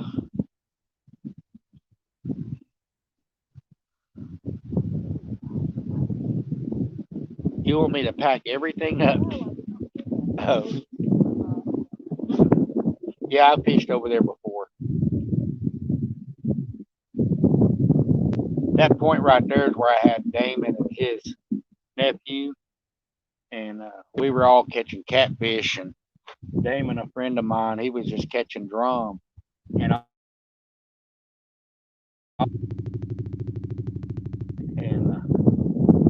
his nephew caught a catfish, and Damon went to take it off the hook for him. And while he was unhooking that fish, his nephew caught a fish on his rod. Guys, that's what fishing's about. It's not always about the size of the fish or how many fish you catch. It's about spending time with each other, making memories. There's more to fishing than just catching fish. Yeah, Brian, we've got 3. Hey, Epic, we've got 3 small ones, nothing big yet.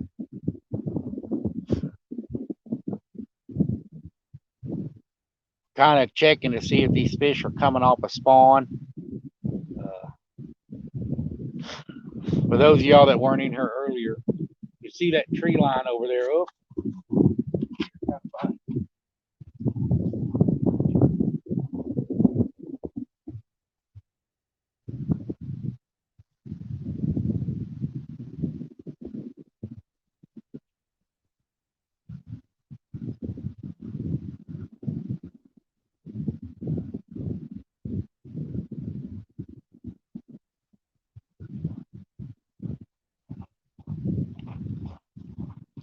he wasn't serious about it, I guess. We'll leave it out there. You see that tree line, and it comes out and it makes an underwater island. Right around that island, you go up in there, and this lake is fed by 2 creeks, Little Beaver and Big Beaver. That's where both of the mouths of the creeks come in at. And back there, it's real shallow. Right over here is a shallow flat. And then fish will come up in here during spawn, and they'll feed. And also, the fish that go up the creek to spawn, you can catch them coming back out, because when they come back out of that creek after they're done spawning, they'll get on these shallow flats and feed back up. So that's kind of what we're doing, is catching fish coming back off a spawn, or ones that are just staged up in here that are too small for the game. Uh, kind of testing the water, so to speak, to see what's in here so far. This spot will load up with fish. Most of the water out here is probably 4 foot. As you get farther out, you can get into 12-foot pockets, and sometimes that's where you have to be, in 6 to 12 foot of water. But a lot of times, especially in the evenings, early morning, you'll catch them up in this 4 foot of water and shallower, up in here feeding and stocking up.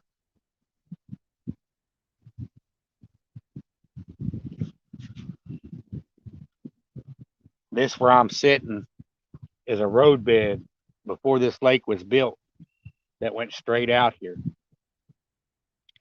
When they flooded this lake and they built it, all the old roads are there. The old concrete bridge is still out there underwater, and it's probably, I don't know, 150 yards out there. That's why I throwed that one on the edge of that roadbed with that live bluegill, because those flathead will get up under that bridge, and they make a home there.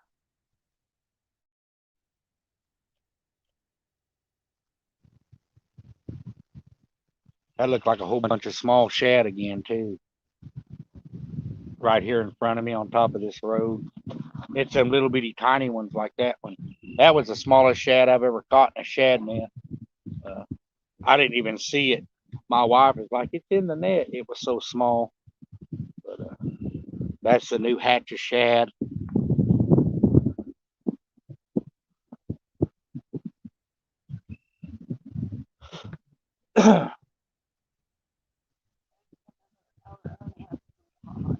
Okay.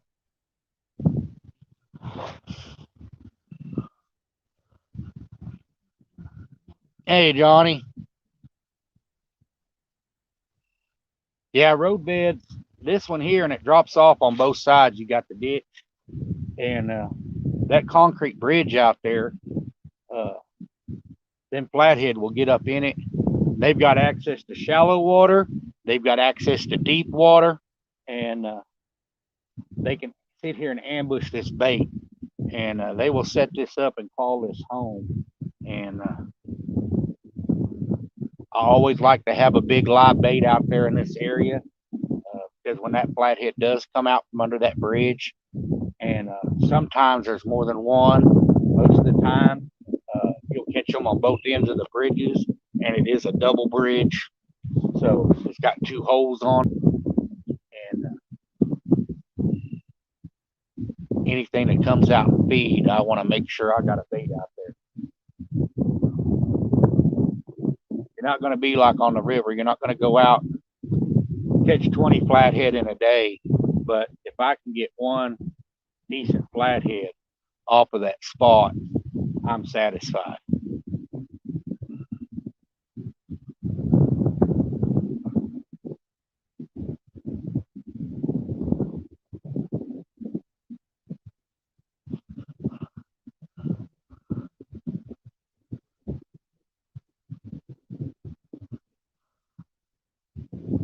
You having any luck, Johnny? I see you said you're anchored up in a creek.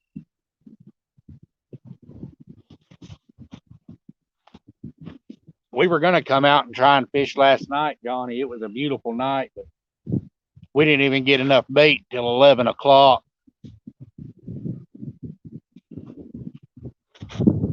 We figured everybody would be passed out in bed by the time we got out here.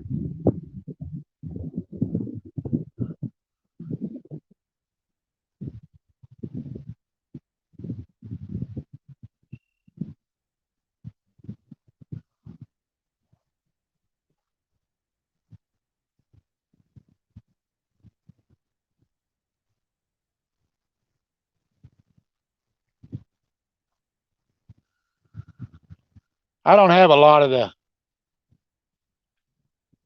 bass fishermen down here. There is largemouth bass here. They do have tournaments here, but it's not just a nonstop barrage of bass boats because this lake has a lot of stumps and trees, and it has a lot of cover and structure in it, and it's got shallow areas, and there's holes in the levees. If you don't know where the gap in that levee is, you're going to run aground. Which one?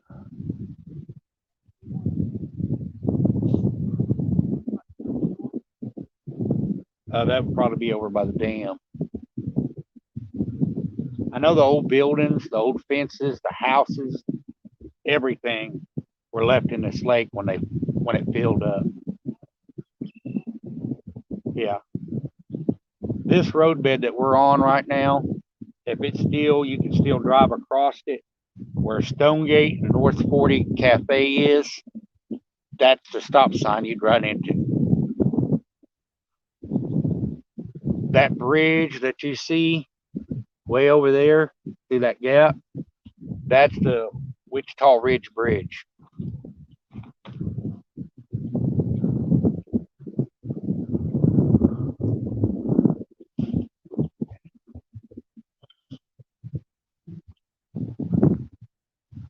Hey, Philip Williams, welcome.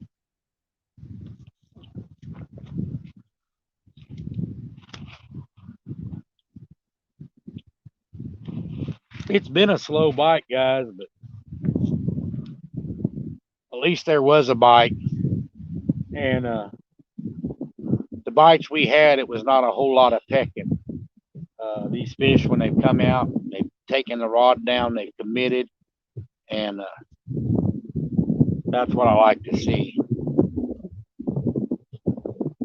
I know I was watching Chunky last night, and he was fishing live, and you'd see him, and you'd see that rod start to bow, and they just turn it loose. Uh,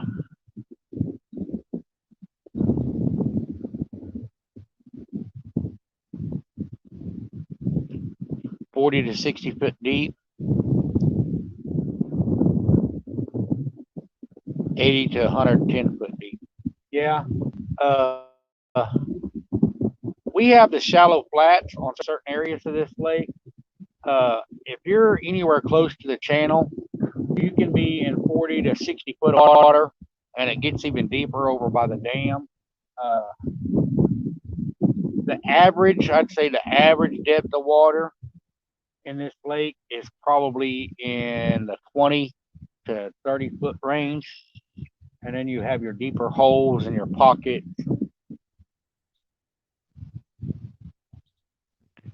It's a great lake. It's well taken care of. It's loaded with fish. Uh,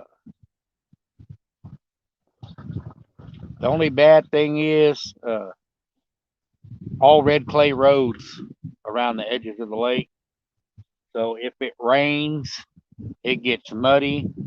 There's not very many places you can access on this lake unless you've got a boat. You can go in, the boat ramps and stuff are concrete. You can put in with the boat and get access, but there's not a whole lot of bank access when it's raining. This red clay, it does not take a lot.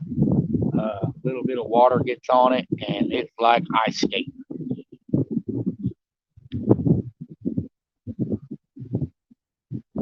I was shocked coming down in here today. I noticed the county had graded the road coming down here, and he was nice enough that the access road that comes to this spot where I'm at, he actually graded it to almost this point. Uh, got a lot of guys that come out here in four-wheel drive trucks and think they're mudding and tear the roads up and dig holes. Uh, they make it rough for the guys out there fishing.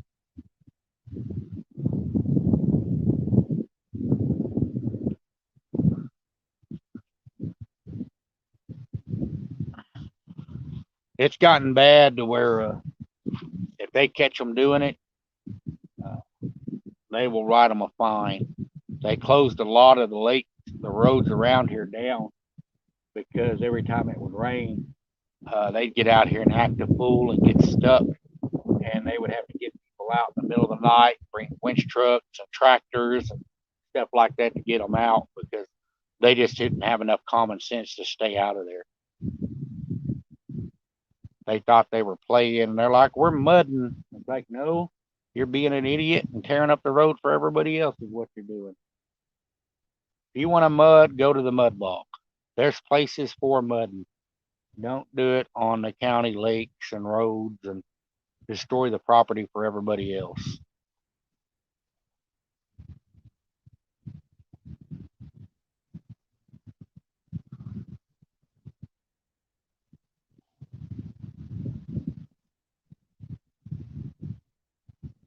And that's the bad part. There's mud bogs not far from us.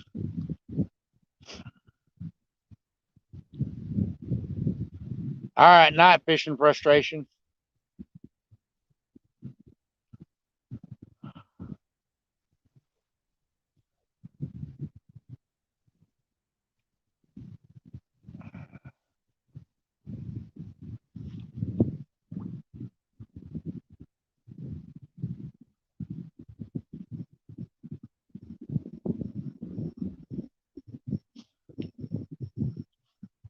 Come on, fish.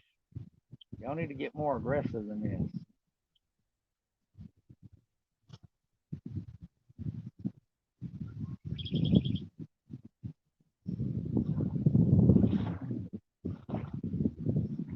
Need to go bring that live bluegill in that got hit.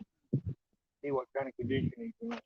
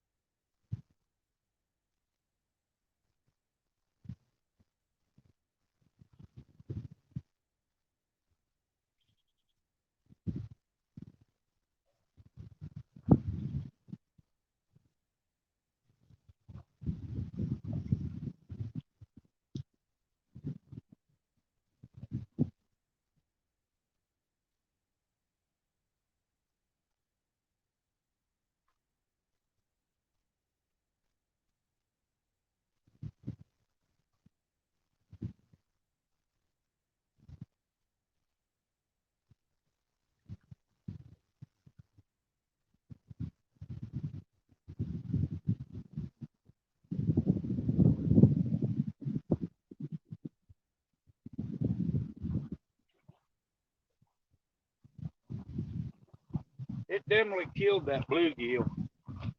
It had scaled it down both sides.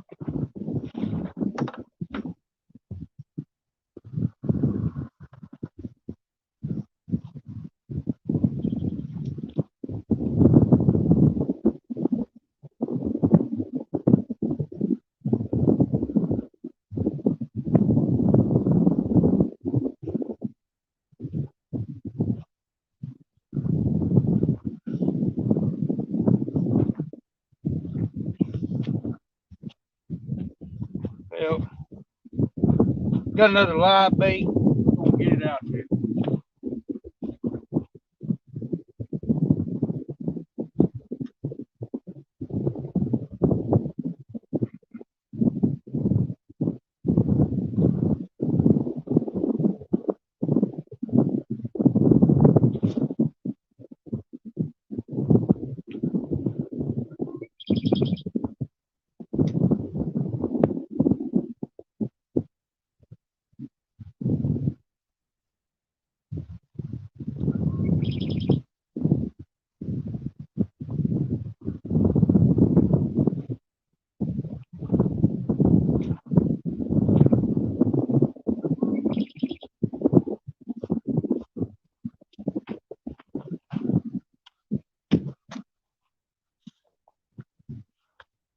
We'll see if we can get something up in here that's a little bit hungry. That's the only bad thing about the live bait. If you get into smaller fish and they kill your bait a lot. Uh,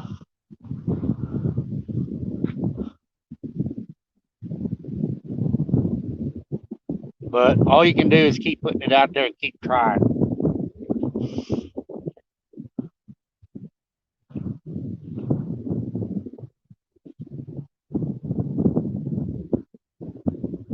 Yeah,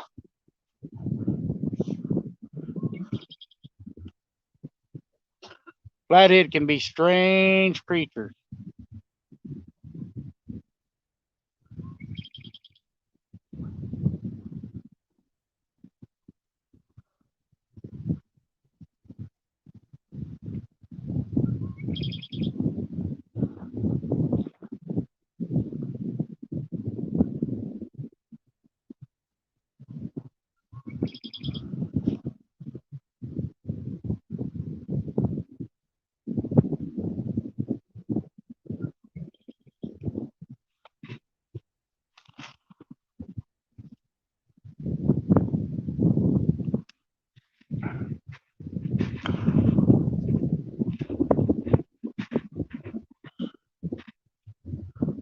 I'm gonna guys, and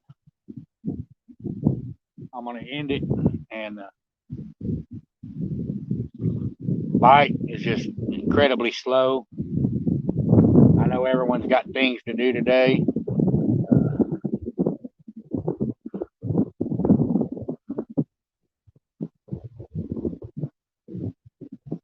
Not exactly the bite I was hoping for. I was hoping they would be up in here after the spawn and really be starting to feed. Uh, and it could still be a better nighttime bite. Uh, I'll just have to come out at night and try it. I've never went live at night so far, so I have to try it, make sure I have enough light and the ring light and everything functions, and see how it goes. But we're up into that time where it's triple digits and stuff, to where you're going to have to fish late at night and early the next morning, because it's just going to be too miserable and too hot during the day.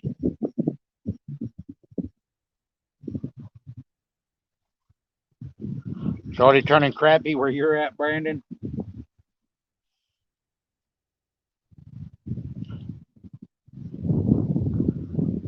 All right, Christopher. Thanks for stopping in, everybody. I appreciate everybody coming in. Uh, I thought we'd just come out and try it. We did get on some fish. Uh, they're not just stacked up in here yet. I'm not even seeing the bait fish real active in here. The shad that I've seen have all been really, really small. But I'm seeing a lot of carp and other fish activity. So it's just a matter of time before the catfish get in here. And so I'm going to go ahead and get off of here, guys, and let everyone go. I appreciate everybody. Thanks for stopping in. And Don't forget Fishing 101 Wednesday night. And we'll catch everybody later. Thanks, guys.